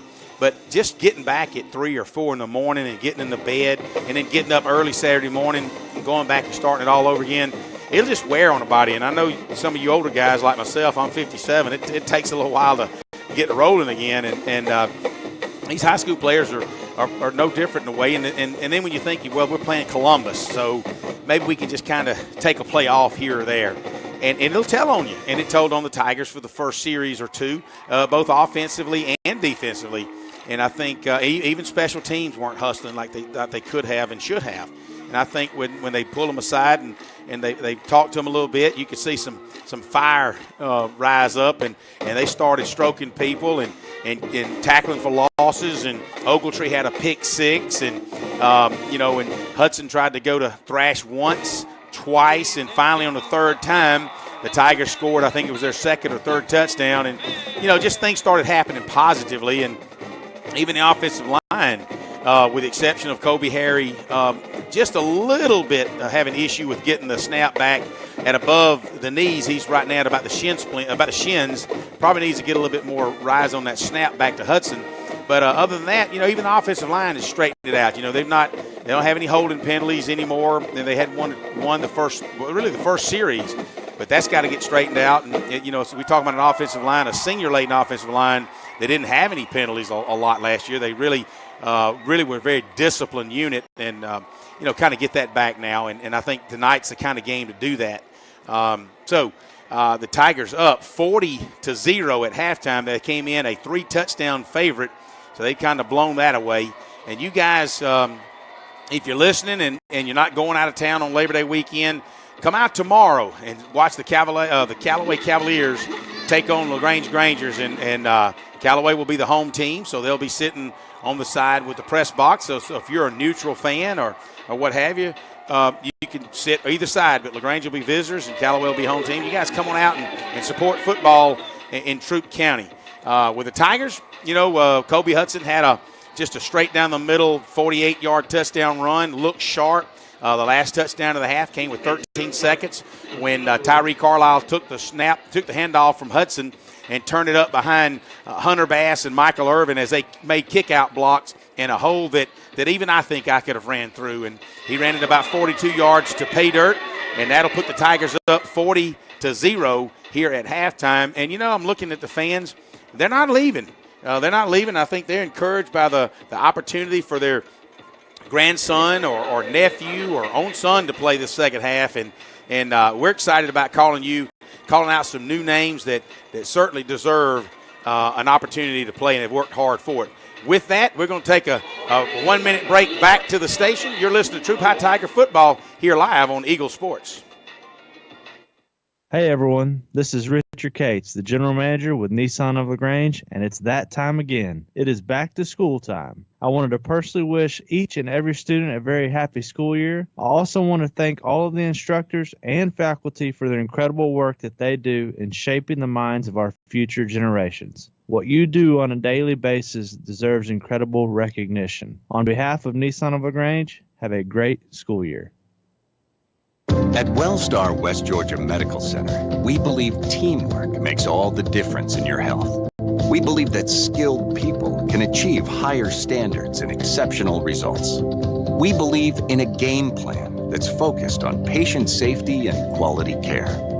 At Wellstar West Georgia Medical Center in LaGrange, we believe in life well lived. To learn more about award-winning healthcare, visit wellstar.org/WGMC.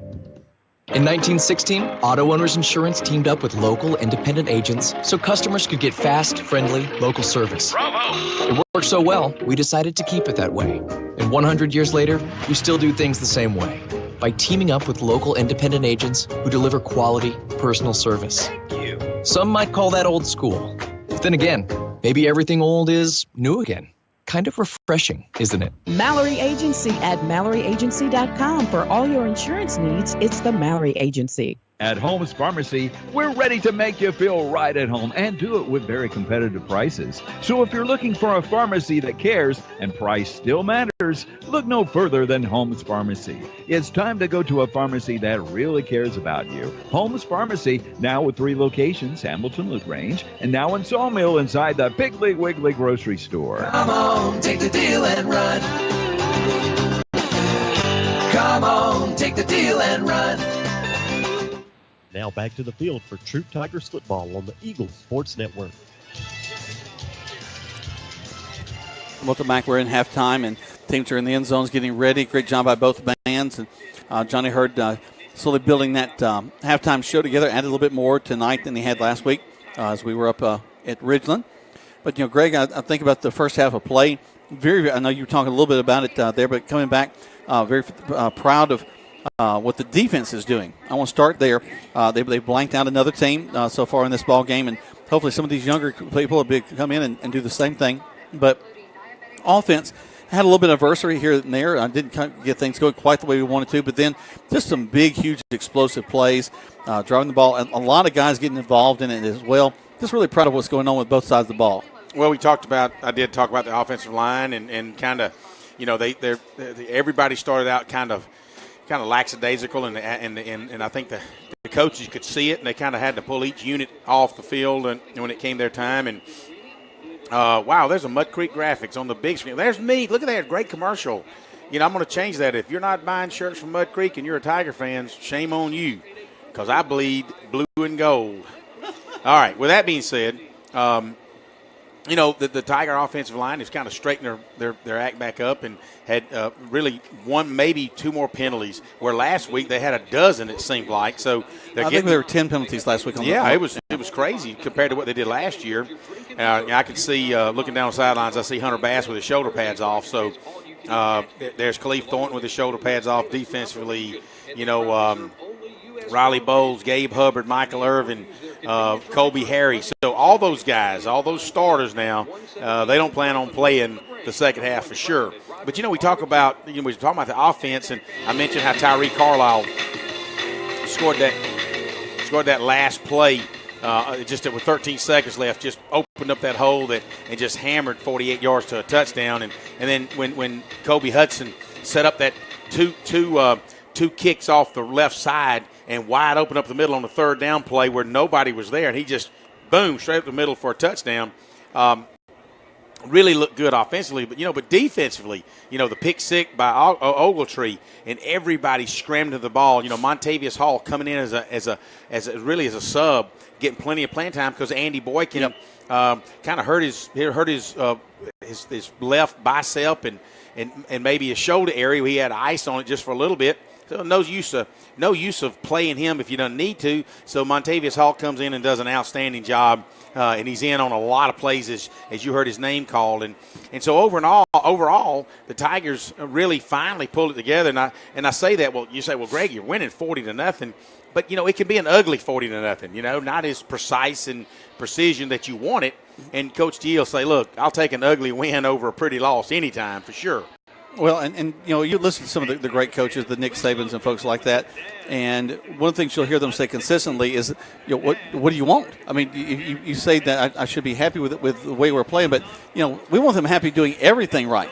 At all levels, we're making all that happen. That's right. Well, and it looks like we're getting ready for the second half kickoff, Jack. 40-0. As you hopefully rejoin us if you've taken a break and maybe went to the refrigerator and got you a snack, and you're kind of watching Netflix and you got us on your iPad or your Samsung tablet, maybe your Samsung Android. Why are you laughing? Am I throwing names? They paid me for this, Jack. Just the fact that you know the names of any of this technology is just amazing. That's true. Yeah, you're right. I don't even know how to do an Excel spreadsheet, but hey. But anyway, it's you guys listen to us. It should be a good second half, and hopefully, we talk about the Tigers now to 8-10 quarters now holding their opponents scoreless. And of course, that would be what we would call, the first string defense. Of course, your fans going to say, "Oh, but they scored on you." So, and the Tigers know this. I don't care if you're a freshman out here playing, if you're a sophomore or even a junior, maybe you're even a senior first-year player, and now you're getting to play the second half of the game. You still want to have that pride in not letting these guys score, because Columbus has got their starters in. They have no reason to play their subs, and they're planning on playing their starters at least into the fourth quarter for sure. So here comes their first time kicking the ball, because they haven't had a reason to all night. Bounces up, and the Tigers will take it at about the 10. Cut back at the 20. So on their feet to the 25. A flag flies back at the back, and that'll be more than likely a blocking foul or a holding call against the Tigers. It'll back us up. Tyree Carlisle actually picked the ball up at about the 12-yard line, brings it all the way out to the 22-yard line, but it was a block in the back by some of these young Tigers. They're going to back that ball up from the spot of the foul. The spot of the foul, the flag is laying on about the 20-yard line. So the umpire crew will back it up inside the 15 down to the 10-yard line. So the Tigers will have it 1st and 10 to start this second half from their own 10-yard line, leading 40-0. Well, you want a challenge as you get things started. So the Tigers will definitely have that. Now, I was just looking at Greg at the first half. How many times we had the ball? 1, 2, 3, 4, 5, 6 series. And actually, we had a touchdown on defense. So really, that's 7. So 7 different times, and we scored on a whole bunch of those. Here come the Tigers. Schweitzer in at quarterback. He'll turn and hand the ball off, and we're going to get some good yardage up the field, about 5, maybe 6 yards across the 15, actually right at the 15.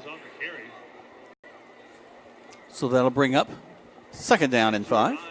We've got J. Brody Messer playing. Looks like he's got left. He's in at right guard.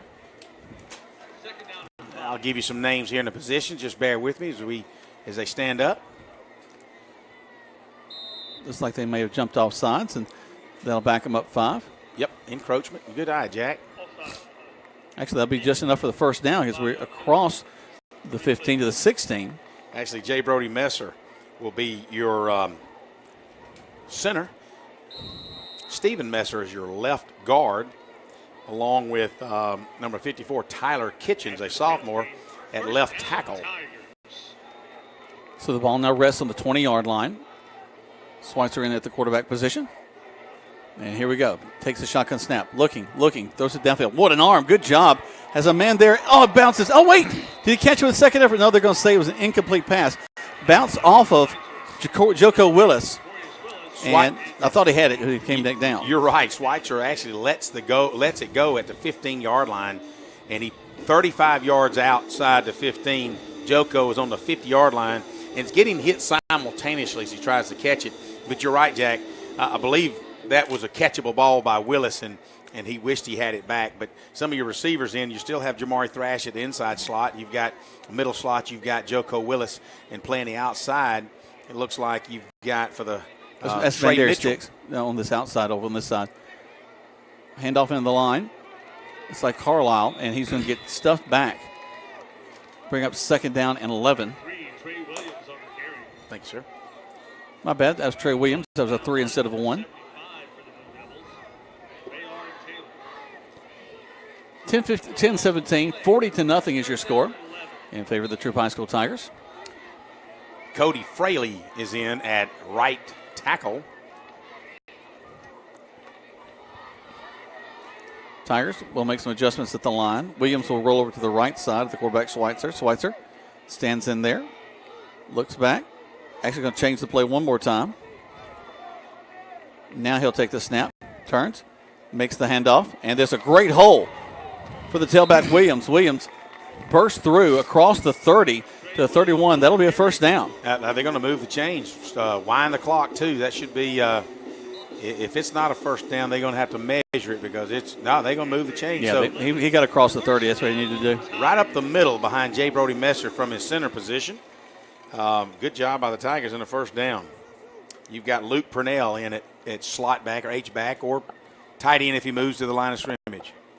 And as you said, Nick Schweitzer now calling the signals. Schweitzer, again, a nice little off-tackle move to the 40. And Williams is brought down as he crosses the 40, but that'll be another first down. It certainly looks like a 9.5. Maybe they're going to move the chains. So they're just clicking them chains off. And so the Tigers moving the ball really well right now with this second unit in. Number 70, Mickey Jarrell, who is a senior offensive lineman. He'll be in at your right guard for the Tigers. And J. Brody Messer has been your starter last year and really preseason this year, but of late he struggles snapping the ball, so let's see what he does. I know he would love to earn that. Schweitzer's picked off by a Columbus player. He'll get the ball back across the 50. Just kind of a bang-bang play. Cody Fraley on the tackle. You're right. Thought he had Joko Willis wide open and probably just underthrew him just a tad, maybe just a little bit behind him. Allowed that corner to step in on him, Jack, and Fraley out of nowhere wasn't going to let him return that football and brings him down on the Tigers' 47-yard line. So I think it's first turnover of the game for the Tigers, Jack. I think you're right. Let's see what. No, we had a fumble. We lost. That's right. Let's see what this. That's true. Let's see what the defense now. That can hold them. See if they can keep these Blue Devils in check. Nate Martin out here at the corner on this side. Senior steps in there. There's a snap. Donovan Carter got a lot of pressure. They're going to get him, and they're getting him down at the 50. I think they lost the ball. Tigers may have it. That was excellent from number 9. Yes, it's a turnover. Zy Varner came in from his left defensive end position. We talked about him in the first half, Jack. Last year, Zy was your free safety, and Jace Godwin has done such a good job. He's now taken over at free safety, and you've got Zy Varner that is such a good athlete, needs a place to play. They moved him to outside linebacker, slid him up on the line, and he put so much pressure then. He grabbed the quarterback's arm before he released it to go to in motion, and the Tigers take back over at midfield. First down and 10 for the Tigers. The earlier fumble for them that we recovered, it was very similar. He was kind of going back, and we grabbed his arm as he was making his throw. So Schweitzer steps in. Oh, the ball goes over his head. He's very smartly going to get on it. Back at the 31. Just when we talked about Messer needing to work on those snaps, I know it's still one bad snap, but it's something he's really got to work on, and he knows the challenge in front of him. If he wants to be kind of what they say a number one again, he's got to earn that spot back for sure. And you like that. You like a good challenge. You want to fight hard to get that playing time back. And those guys that have earned that playing time, they don't want to give it up. No. So that's a good thing. Clock's running here in the third quarter. 6:30 left in the third quarter. Your Troup Tigers 40, Columbus Blue Devils 0. Here come the Tigers. Schweitzer stands back on about the 26-yard line. Takes a snap. Back to pass. Throws it down the field. Got a receiver, but it's going to be just short of him. Pass was intended for number 14, Jarrell Smith. He had Jarrell Smith really on a seam route, and I want to say it's Luke Purnell on the sidelines on a go route, and he really threw it more toward Luke, and as if he thought Luke was going to let go down the sideline, but Smith was really the more wide open man. He was 3 yards behind his corner, and had Schweitzer picked up on that, or have Jarrell could have got over quicker, and either way, that would have been a very long gain for the Tigers. Hopefully, the receivers and Schweitzer can learn something from that play. They're bringing the house. Schweitzer gets it away quickly. Jumps up. A great catch by Joko Willis.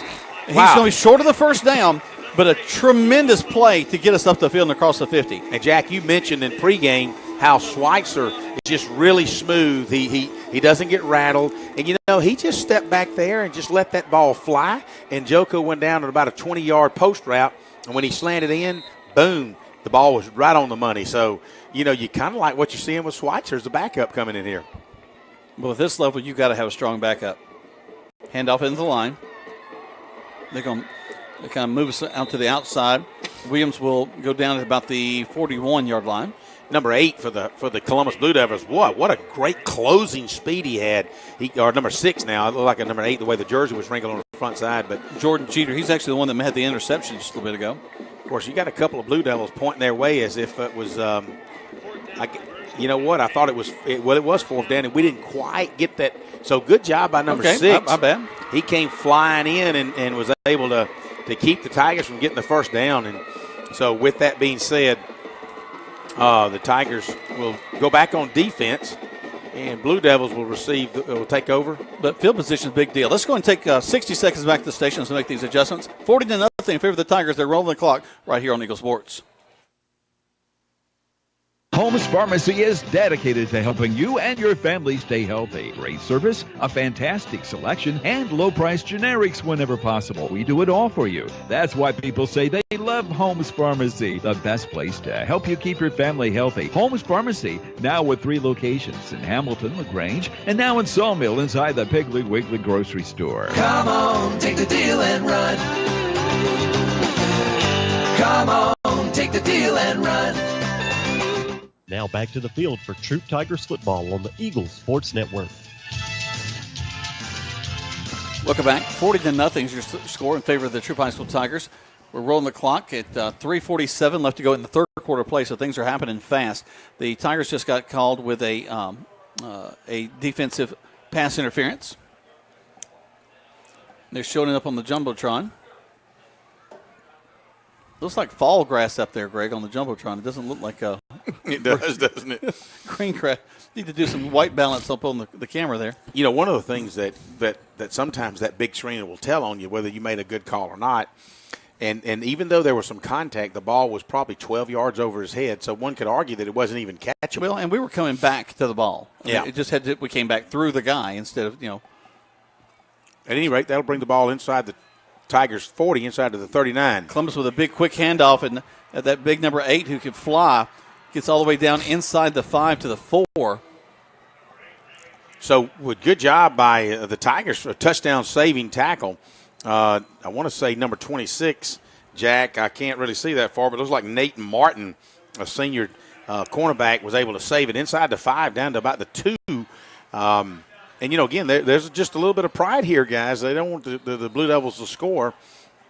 And but let's see what happens. Obviously I told you that Columbus has no reason to take their number 1s out, which they're not, and they want to score. They've got pride in themselves. They don't want to get skunked for sure, but the Tigers certainly want to try to hold them out. So let's see what they do as Columbus comes up to the line of scrimmage. This is the first team for Columbus that's on the field right now.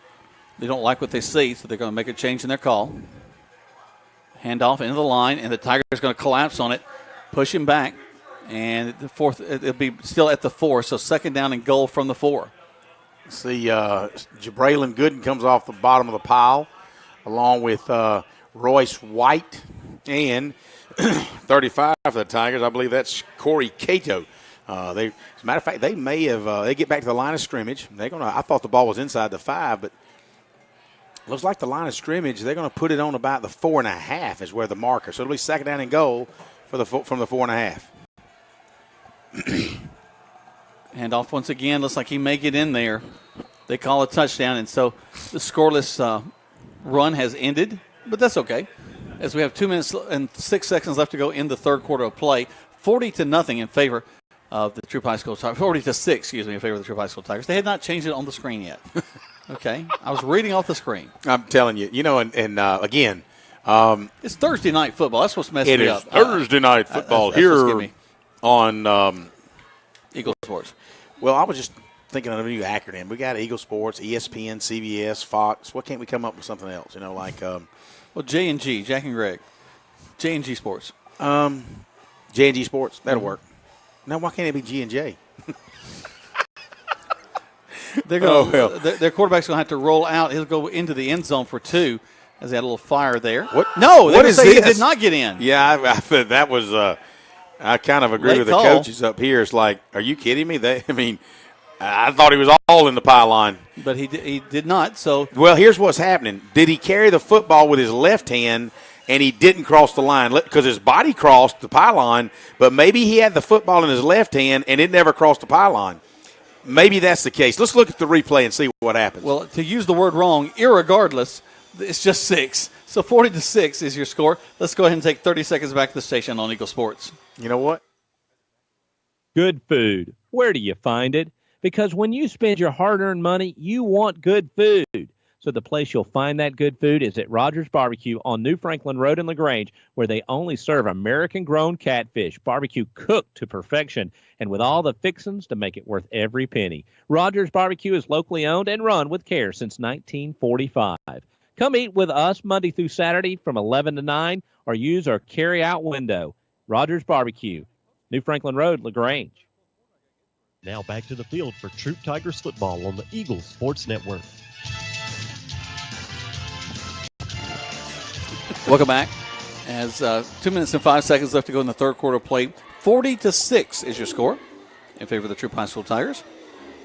Again, I just can't thank the Tiger Nation. You showed up in force tonight. Wow, what a ton of people for a Thursday night football game.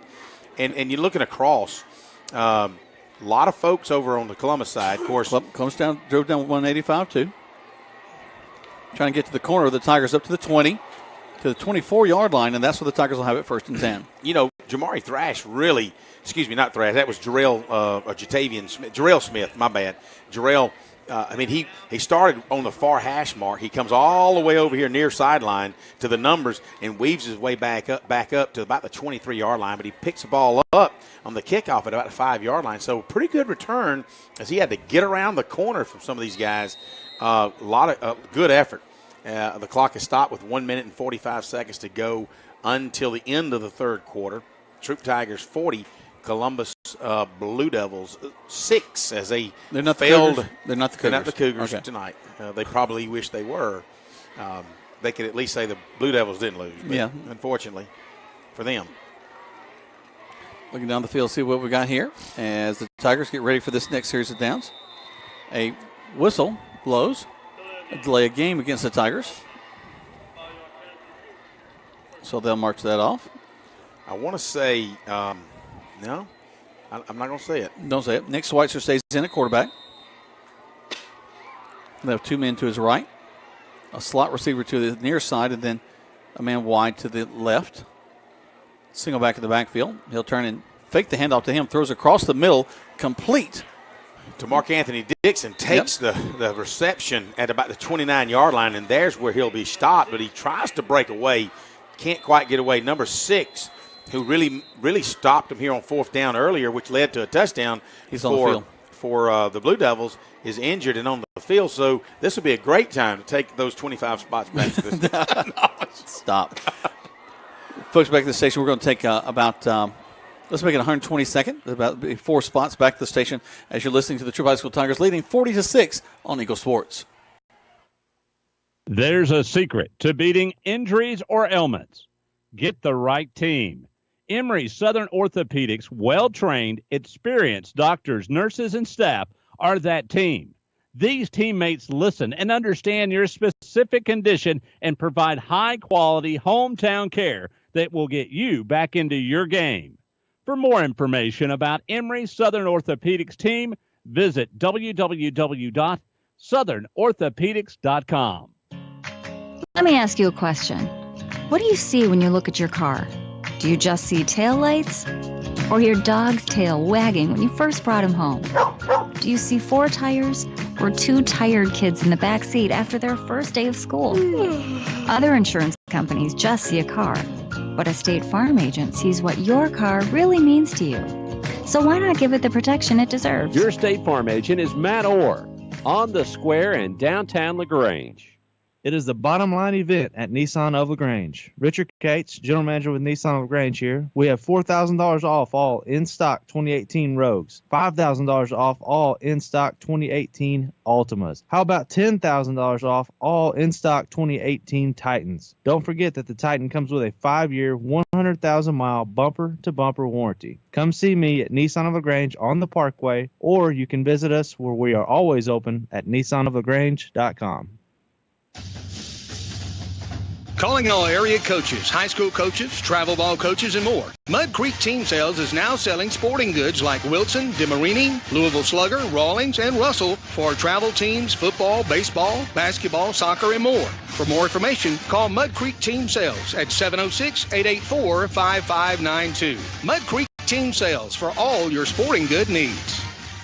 Now back to the field for Troup Tigers football on the Eagles Sports Network. Welcome back to Eagle Sports. Jack Bowman, Greg Hicks live here from Callaway Stadium. Tigers leading 40-6 with 18 seconds left to go here in the third quarter of play. Tigers driving down the field. We're across the 45 down to the 40. Schweitzer's going to take the handoff. Take the snap and make the handoff. And we're going down the right side again across the 25 down to the 20-yard line. Another big run. And this, tell you what, these younger guys on the front line are doing a tremendous job. Let's take another break. We're going to do 60 seconds back to the station. Let you hear again from some of our fine sponsors. When we come back, got the fourth quarter play live here from Callaway Stadium on Eagle Sports. Business for your health. So whether you need a prescription or durable medical equipment, at Holmes Pharmacy, we're at your service. Holmes Pharmacy, with quality and service and lower prices too. Good health to you from Holmes Pharmacy. Now with 3 locations in Hamilton, LaGrange, and now in Sawmill inside the Big League Wiggly grocery store. Come on, take the deal and run. Come on, take the deal and run. Hey everyone, this is Richard Cates, the General Manager with Nissan of LaGrange, and it's that time again. It is back to school time. I wanted to personally wish each and every student a very happy school year. I also want to thank all of the instructors and faculty for their incredible work that they do in shaping the minds of our future generations. What you do on a daily basis deserves incredible recognition. On behalf of Nissan of LaGrange, have a great school year. Now back to the field for Troup Tigers football on the Eagles Sports Network. As you can hear, there's still a great crowd here at Callaway Stadium. We're 40-6 is our score going into the fourth quarter of play now. Clock is just running. Junior running back Carlos Cato. In the last 2 running plays, Carlos has really picked up about 14 and about 22 yards gain on that. So super, and he gets the ball again. Going to get another shot at it as they're going to trail him. He'll still get back to the line of scrimmage, but then they kind of swarm him down. They're going to give him 2 yards, so still some positive yardage. Folks, don't forget that Glenn Smith Chevrolet Buick GMC in Opelika is ready to make you smile. Check them out at glennsmith.com. That's GLYNN Smith.com. In Opelika. Or some people might say Opelika. But anyway, hey, you guys come out and join us Monday night. Full night of coaches shows Monday night. Your Troup Tigers will be on at 8 o'clock. You guys come on out and join us. Schweitzer airs it to the end zone. A lot of bumping. There's the flag. And that's going to give us some positive yards up the field. Go back to your promo for Monday night, Greg. Well, Trey Mitchell had got behind his corner and just got held up. But I tell you what, Monday night, Johnny's Pizza, you guys come on out starting at about 7 o'clock. Jack will be on with Coach Chambers from LaGrange College. And to follow that up, Brandon Brooks will come in with Coach Pete Wiggins. Callaway, you'll listen on Monday night. He'll be talking about how the LaGrange game went. And then, of course, you'll follow that up at 8 with yours truly, Greg Hicks, along with head coach Tanner Glisson. We'll be talking Tiger football from 8 to 8:30, all while we're eating pizza. You guys come on out, ask questions. Wait, and of course, don't stop. No, the end of the night, Jack Mormon will be back on again, hosting. I never leave. I'm always here. That's right. Hosting Coach Gibbs with the LaGrange Grangers and seeing how their night panned out this coming Friday night. And that's what we'll be doing Monday night here, live from Johnny's Pizza. A full night of football. The TVs will be on. Crowd will be there. You guys come out. The Monday Night Football pregame gets started at the same time. That's on the TVs. True. And you know, let me say this too. If you guys come out and as you enter the restaurant, you tell them who you're a fan of. So whichever you do, you tell them who you're a fan of, and at the end of the season, they're going to tally up all of the fans who've come in, and that winning football coach will get a $200 gift certificate. $250. $250. Let me shortchange him. $250 gift certificate. Well, we get 50, they get 200. Is that what it is? Oh, hey, cool. But anyway, we have lots of fun. You guys come on out and join us every Monday night at Johnny's Low Pizza. snap, Schweitzer going to throw it, and just kind of airs it, throws it quick, but it's batted down. That was a little bit of a dangerous play by Nick. Well, he had Jarrell Smith coming in behind the linebacker, and, of course, he had a linebacker all over Smith. And it looks like, from my vantage point, Jack, he might have purposely, if you look at the board, threw it up a little higher and causing the linebacker to have to jump up and bat it away. So it looked like it would have been a smart play, and hopefully that's what Nick had planned on doing with that football. We'll go with that. Clock's running at 9:45. Troup Tigers up 40-6 as we're into the fourth quarter. Tigers on the 10-yard line. Hopefully can cash out with another touchdown, Jack. These younger Tigers would love to get some points in the end zone, especially since they gave up down to 4-3. There's the snap. And again, a little problem with the snap. Ball's on the ground, bouncing around. Somebody get on it. Columbus going to pick it up, and they're gone. Good block to the 30, 20, 10, 5, and they go into the end zone. We wanted another point, but it's not the one we wanted. We got flags all the way back here at the 40 and at the 30. It looks like it's going to be a block in the back on several occasions. That's just silly if they block way back there. Well, true that, but at the same time, again, the Tigers were trying to pick it up, and then the Blue Devils were trying to pick it up. And, offensively, they tell you man, if you lose the football, just get down on it. Don't try to pick it up. Get down on it. But anyway, and they try to. Want it. That's right. And obviously the Tigers didn't really want it. Get down on it. I'm sorry. And so the Columbus Blue Devils wanted it worse, and they just kind of kept kicking the ball, and finally scooped it, picked it up probably on about the 35, and just bolted to the end zone, and would have been a tremendous, really scoop and score, if you will. It is not. Instead, that ball's going to. You're right. It's going to come back to at least probably the 45-yard line. Yeah. And again, being a former lineman, when the play has crossed your face, step away. That guy was a good 30, 40 yards down the field from those guys, and there's no reason to block a guy in the back there. That's right. But again, it's early in the season. Early enough in the season that it's hard to practice a situation like that. When you get all excited, you're scooping and scoring. A whole set of adrenaline comes in that you're just not used to, and it's one of those things you have to intentively practice that. Who practices scoop and scores, But main thing is fundamental football, do not block in the back, and especially when you're down in the – pardon me? That's like who practices the kick six, that's another kind of play. True that, yeah. You just Saban certainly doesn't. He does now. Yeah. They're going to air it down the field. They got a man wide open back there, and he's going to make the catch down at the 10. Well, actually, it's going to go as an incomplete pass. Sorry. I saw him walking up to it. I thought he made it. But, he laid out – look at the board there, Jack. He lays out total parallel to the ground. Super effort by the wideout from Columbus. And I think what happens is he gets crossed up by his other wide receiver. They merge at the same time. I think that's geometry there. And he just couldn't hold on to it. But had his wide receiver, his teammate, not been involved in the play, that would have been an excellent reception. Tremendous effort by the kid. 40-6 your score. Back to pass once against Columbus. Quarterback's going to have to bail out. Goes around the right, throws it. And it's going to be caught. At the 20, 10, knocked down at the 5. And that's just a good effort by the quarterback to get it out as he rolled around to the right side under a lot of pressure. Well, it's a good effort, but I want to say, and I hope I don't call his number wrong, but I want to say 47, Caleb Urban. He's a freshman. He looks like he totally was on the outside and just tried to arm tackle him and didn't put a hat on him. And you don't do that certainly on a senior wide receiver. And he just shook him off and shuffled down the sidelines to inside the 5 to the 3.5-yard line is where the ball is going to be placed.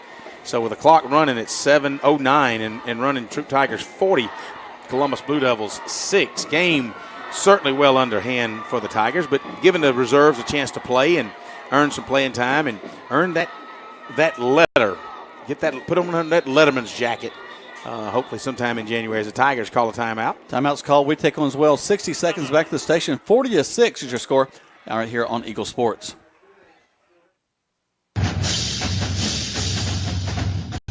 Calling all area coaches, high school coaches, travel ball coaches, and more. Mud Creek Graphics is now selling sporting goods like Wilson, DeMarini, Louisville Slugger, Rawlings, and Russell for travel teams, football, baseball, basketball, soccer, and more. For more information, call Mud Creek Graphics at 706-884-5592. Mud Creek's for all your sporting good needs.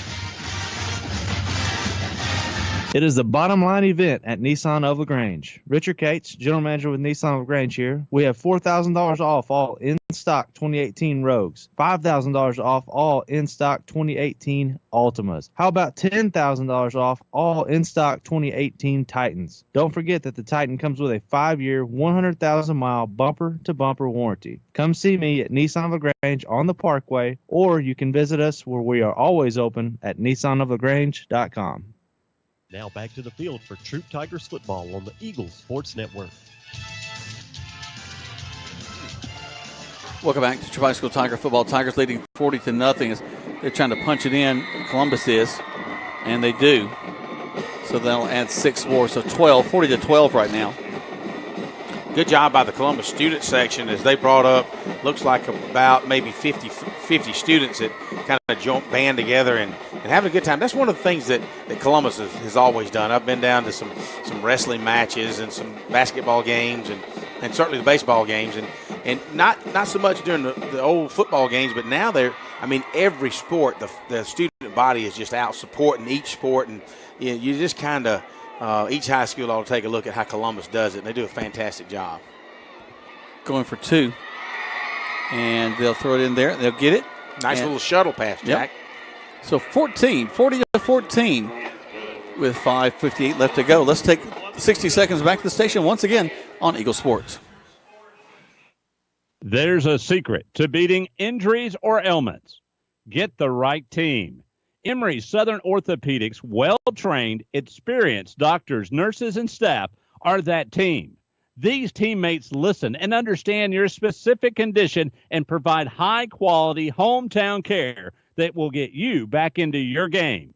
For more information about Emory Southern Orthopedics team, visit www.southernorthopedics.com. Hi, football fans. Jonathan Moose Map here from Glenn Smith in Opelika, Alabama. We love this time of year with all the excitement of football, and we also love that Glenn Smith can play a part in supporting high school sports. We support the team, the coaches, the band, the cheerleaders, and of course the families and the fans. At Glenn Smith, we're proud to be your local Chevrolet Buick and GMC dealer with over 500 new and used vehicles every day. Online 24/7 at glennsmith.com. That's Glenn Smith Chevrolet Buick GMC in Opelika. Get ready to smile. Now back to the field for Troup Tigers football on the Eagles Sports Network. Welcome back as the little onside kick by Columbus that doesn't go quite far enough. The Tigers going to get down on it. But I don't think it went but 8 yards. So they're going to stop it, and they're going to put the ball at the 50. And it looks like the Tigers will have it there. A lot of Jalen Sin, a junior defensive back, was able to rush up and take care of that ball for the Tigers. The Tigers will take over 4:11, 4:10, 4:09 minutes left to go in this football game.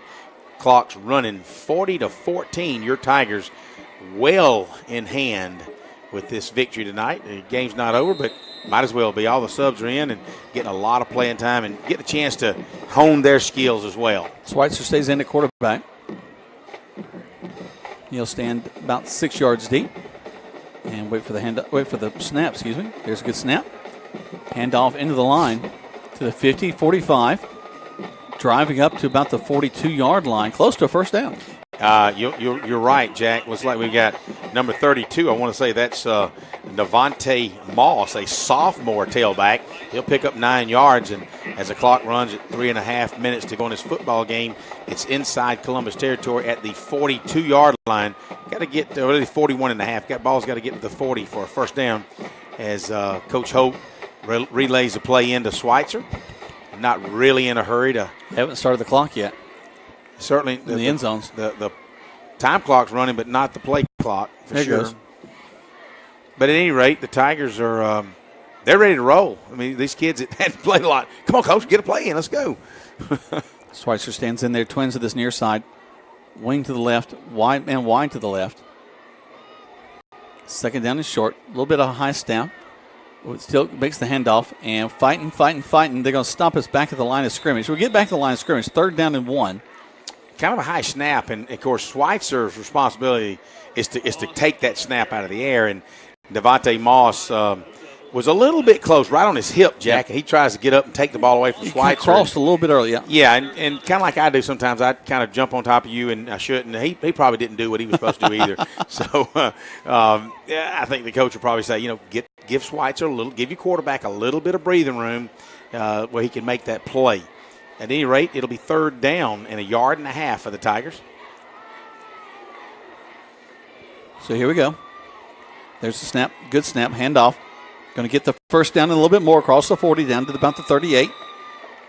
And that's what we wanted. Minute 54 left to go. That's Carlos Cato. He's, I told you, when we went to break earlier, he was doing really well, a couple of long back-to-back runs. And so he gets the first down. They'll move the chains. The ball's resting on the Columbus's 38-yard line. And I realize there's 1 minute and 39 seconds to go in this ball game, and the clock is ticking fast, it seems like. But I know these guys would love to score a touchdown, Jack, before the end of the ball game. Yeah, that would really excite these guys. Minute 27. Clock's ticking down. Handoff again, going around the right side, returning some yardage to the 35. He's going to pick up about 4 inside. I think he crossed 30. They're going to mark it at about the 34-yard line. But again, minute 12, 11, 10. Of course, these guys are excited. And I think Holt might actually let's call a pass play to get him vertical and see if they can get in the end zone. But because he's been just calm with and been okay with just running the football. Well, Nick's done a good job of airing the ball out, too. Yeah, he has. He's done a really good job. And how about that line? No pressure really on him since he's been in the quarterback. That's true. There's a snap. He's going to fake the handoff, throw it, complete across the middle. Go. To the 20, 10, 5, touchdown, Tigers! That's what we're talking about, Jack. Nick Schweitzer to Mark Anthony Dixon, and Mark Anthony's coming across the middle behind the linebackers and just turns on that 4.23 40 speed, and just, as you can see on the replay on the big board, he catches it inside the 20 and just turns on the speed. Nobody catches him as he goes to the Troup high side of the end zone, crosses the goal line in the end zone with about 15 seconds to go in this game. 46-14. Your Tigers will take this contest away. This could be the last play because the clock is ticking while we kick the extra point. Oh, yes. Snap, hold, kick is up. And the kick is good. That's the end of it. 47-14 is your final score. The Tigers come away with a big victory. Let's step aside. Let's hear from our fine sponsors. And when we come back, we'll wrap this thing up from Callaway Stadium right here on Eagle Sports. Calling all area coaches, high school coaches, travel ball coaches, and more. Mud Creek Team Sales is now selling sporting goods like Wilson, DeMarini, Louisville Slugger, Rawlings, and Russell for travel teams, football, baseball, basketball, soccer, and more. For more information, call Mud Creek Team Sales at 706-884-5592. Mud Creek Team Sales for all your sporting good needs.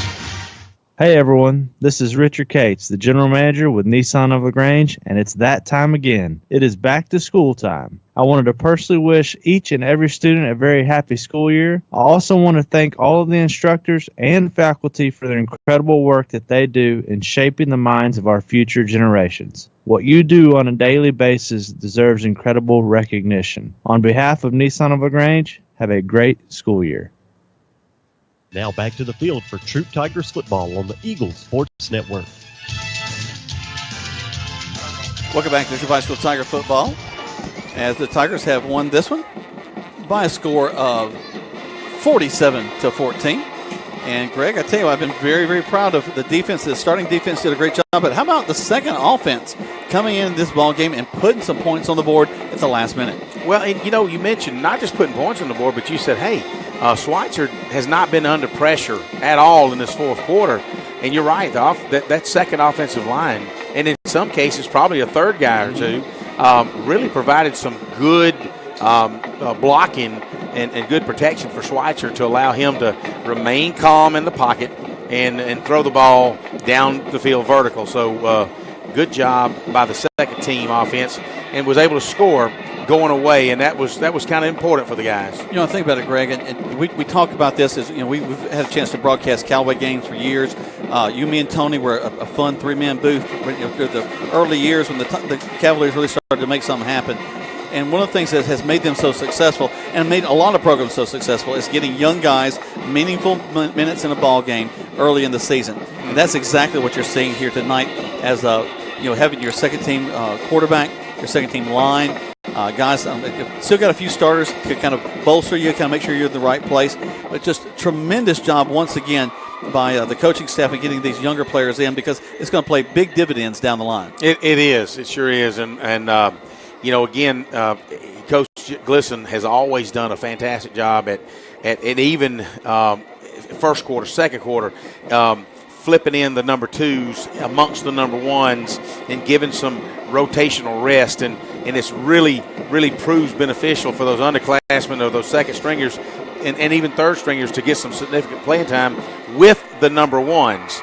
A lot of times that doesn't happen, but here he does a fine job. Now, in the second half, when it is so out of hand, you mostly have subs in. You did have Mark Anthony. You did have Joko Willis.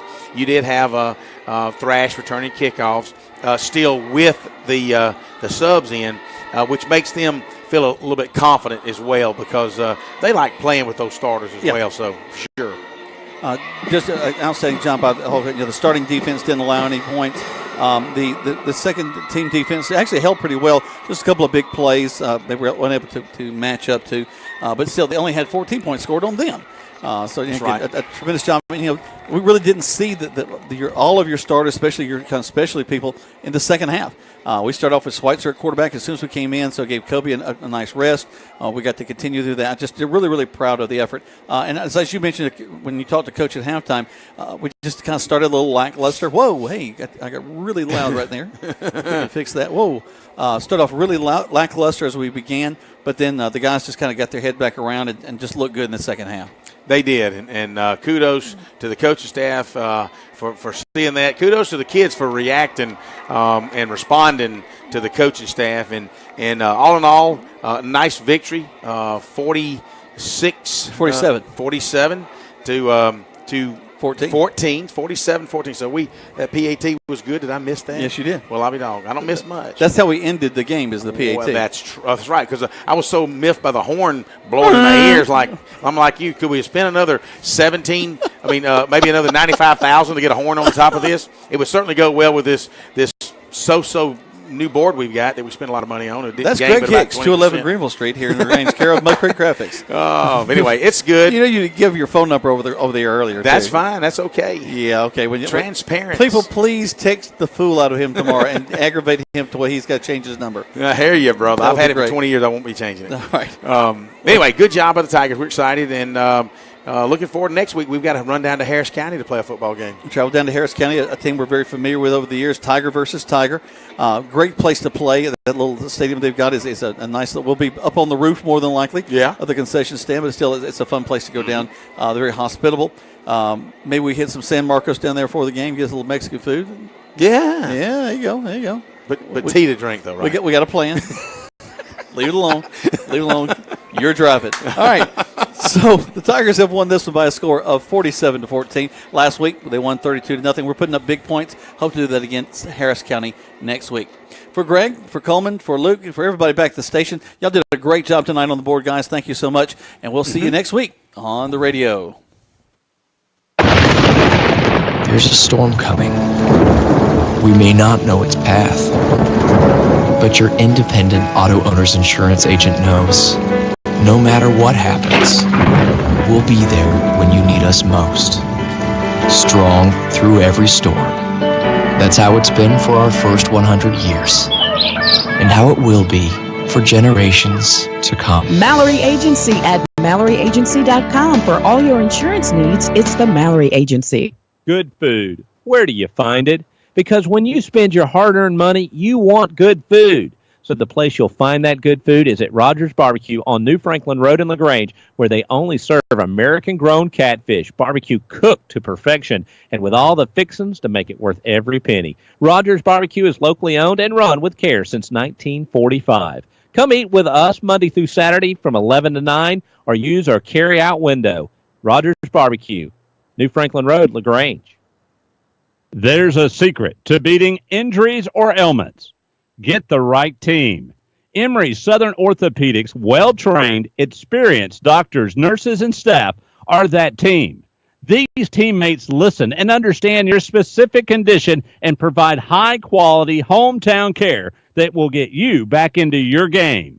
For more information about Emory Southern Orthopedics team, visit www.southernorthopedics.com. Hi, football fans. Jonathan Moose Map here from Glenn Smith in Opelika, Alabama. We love this time of year with all the excitement of football, and we also love that Glenn Smith can play a part in supporting high school sports. We support the team, the coaches, the band, the cheerleaders, and of course, the families and the fans. At Glenn Smith, we're proud to be your local Chevrolet Buick and GMC dealer with over 500 new and used vehicles every day. Online 24/7 at glennsmith.com. That's Glenn Smith Chevrolet Buick GMC in Opelika. Get ready to smile.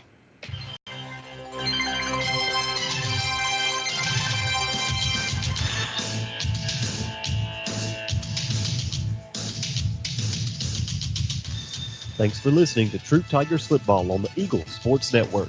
This game was brought to you in part by Holmes Pharmacy, Mallory Insurance, Remax agent Joel Love Church, Wellstar West Georgia Medical, Emory Southern Orthopedics, and Kia of LaGrange.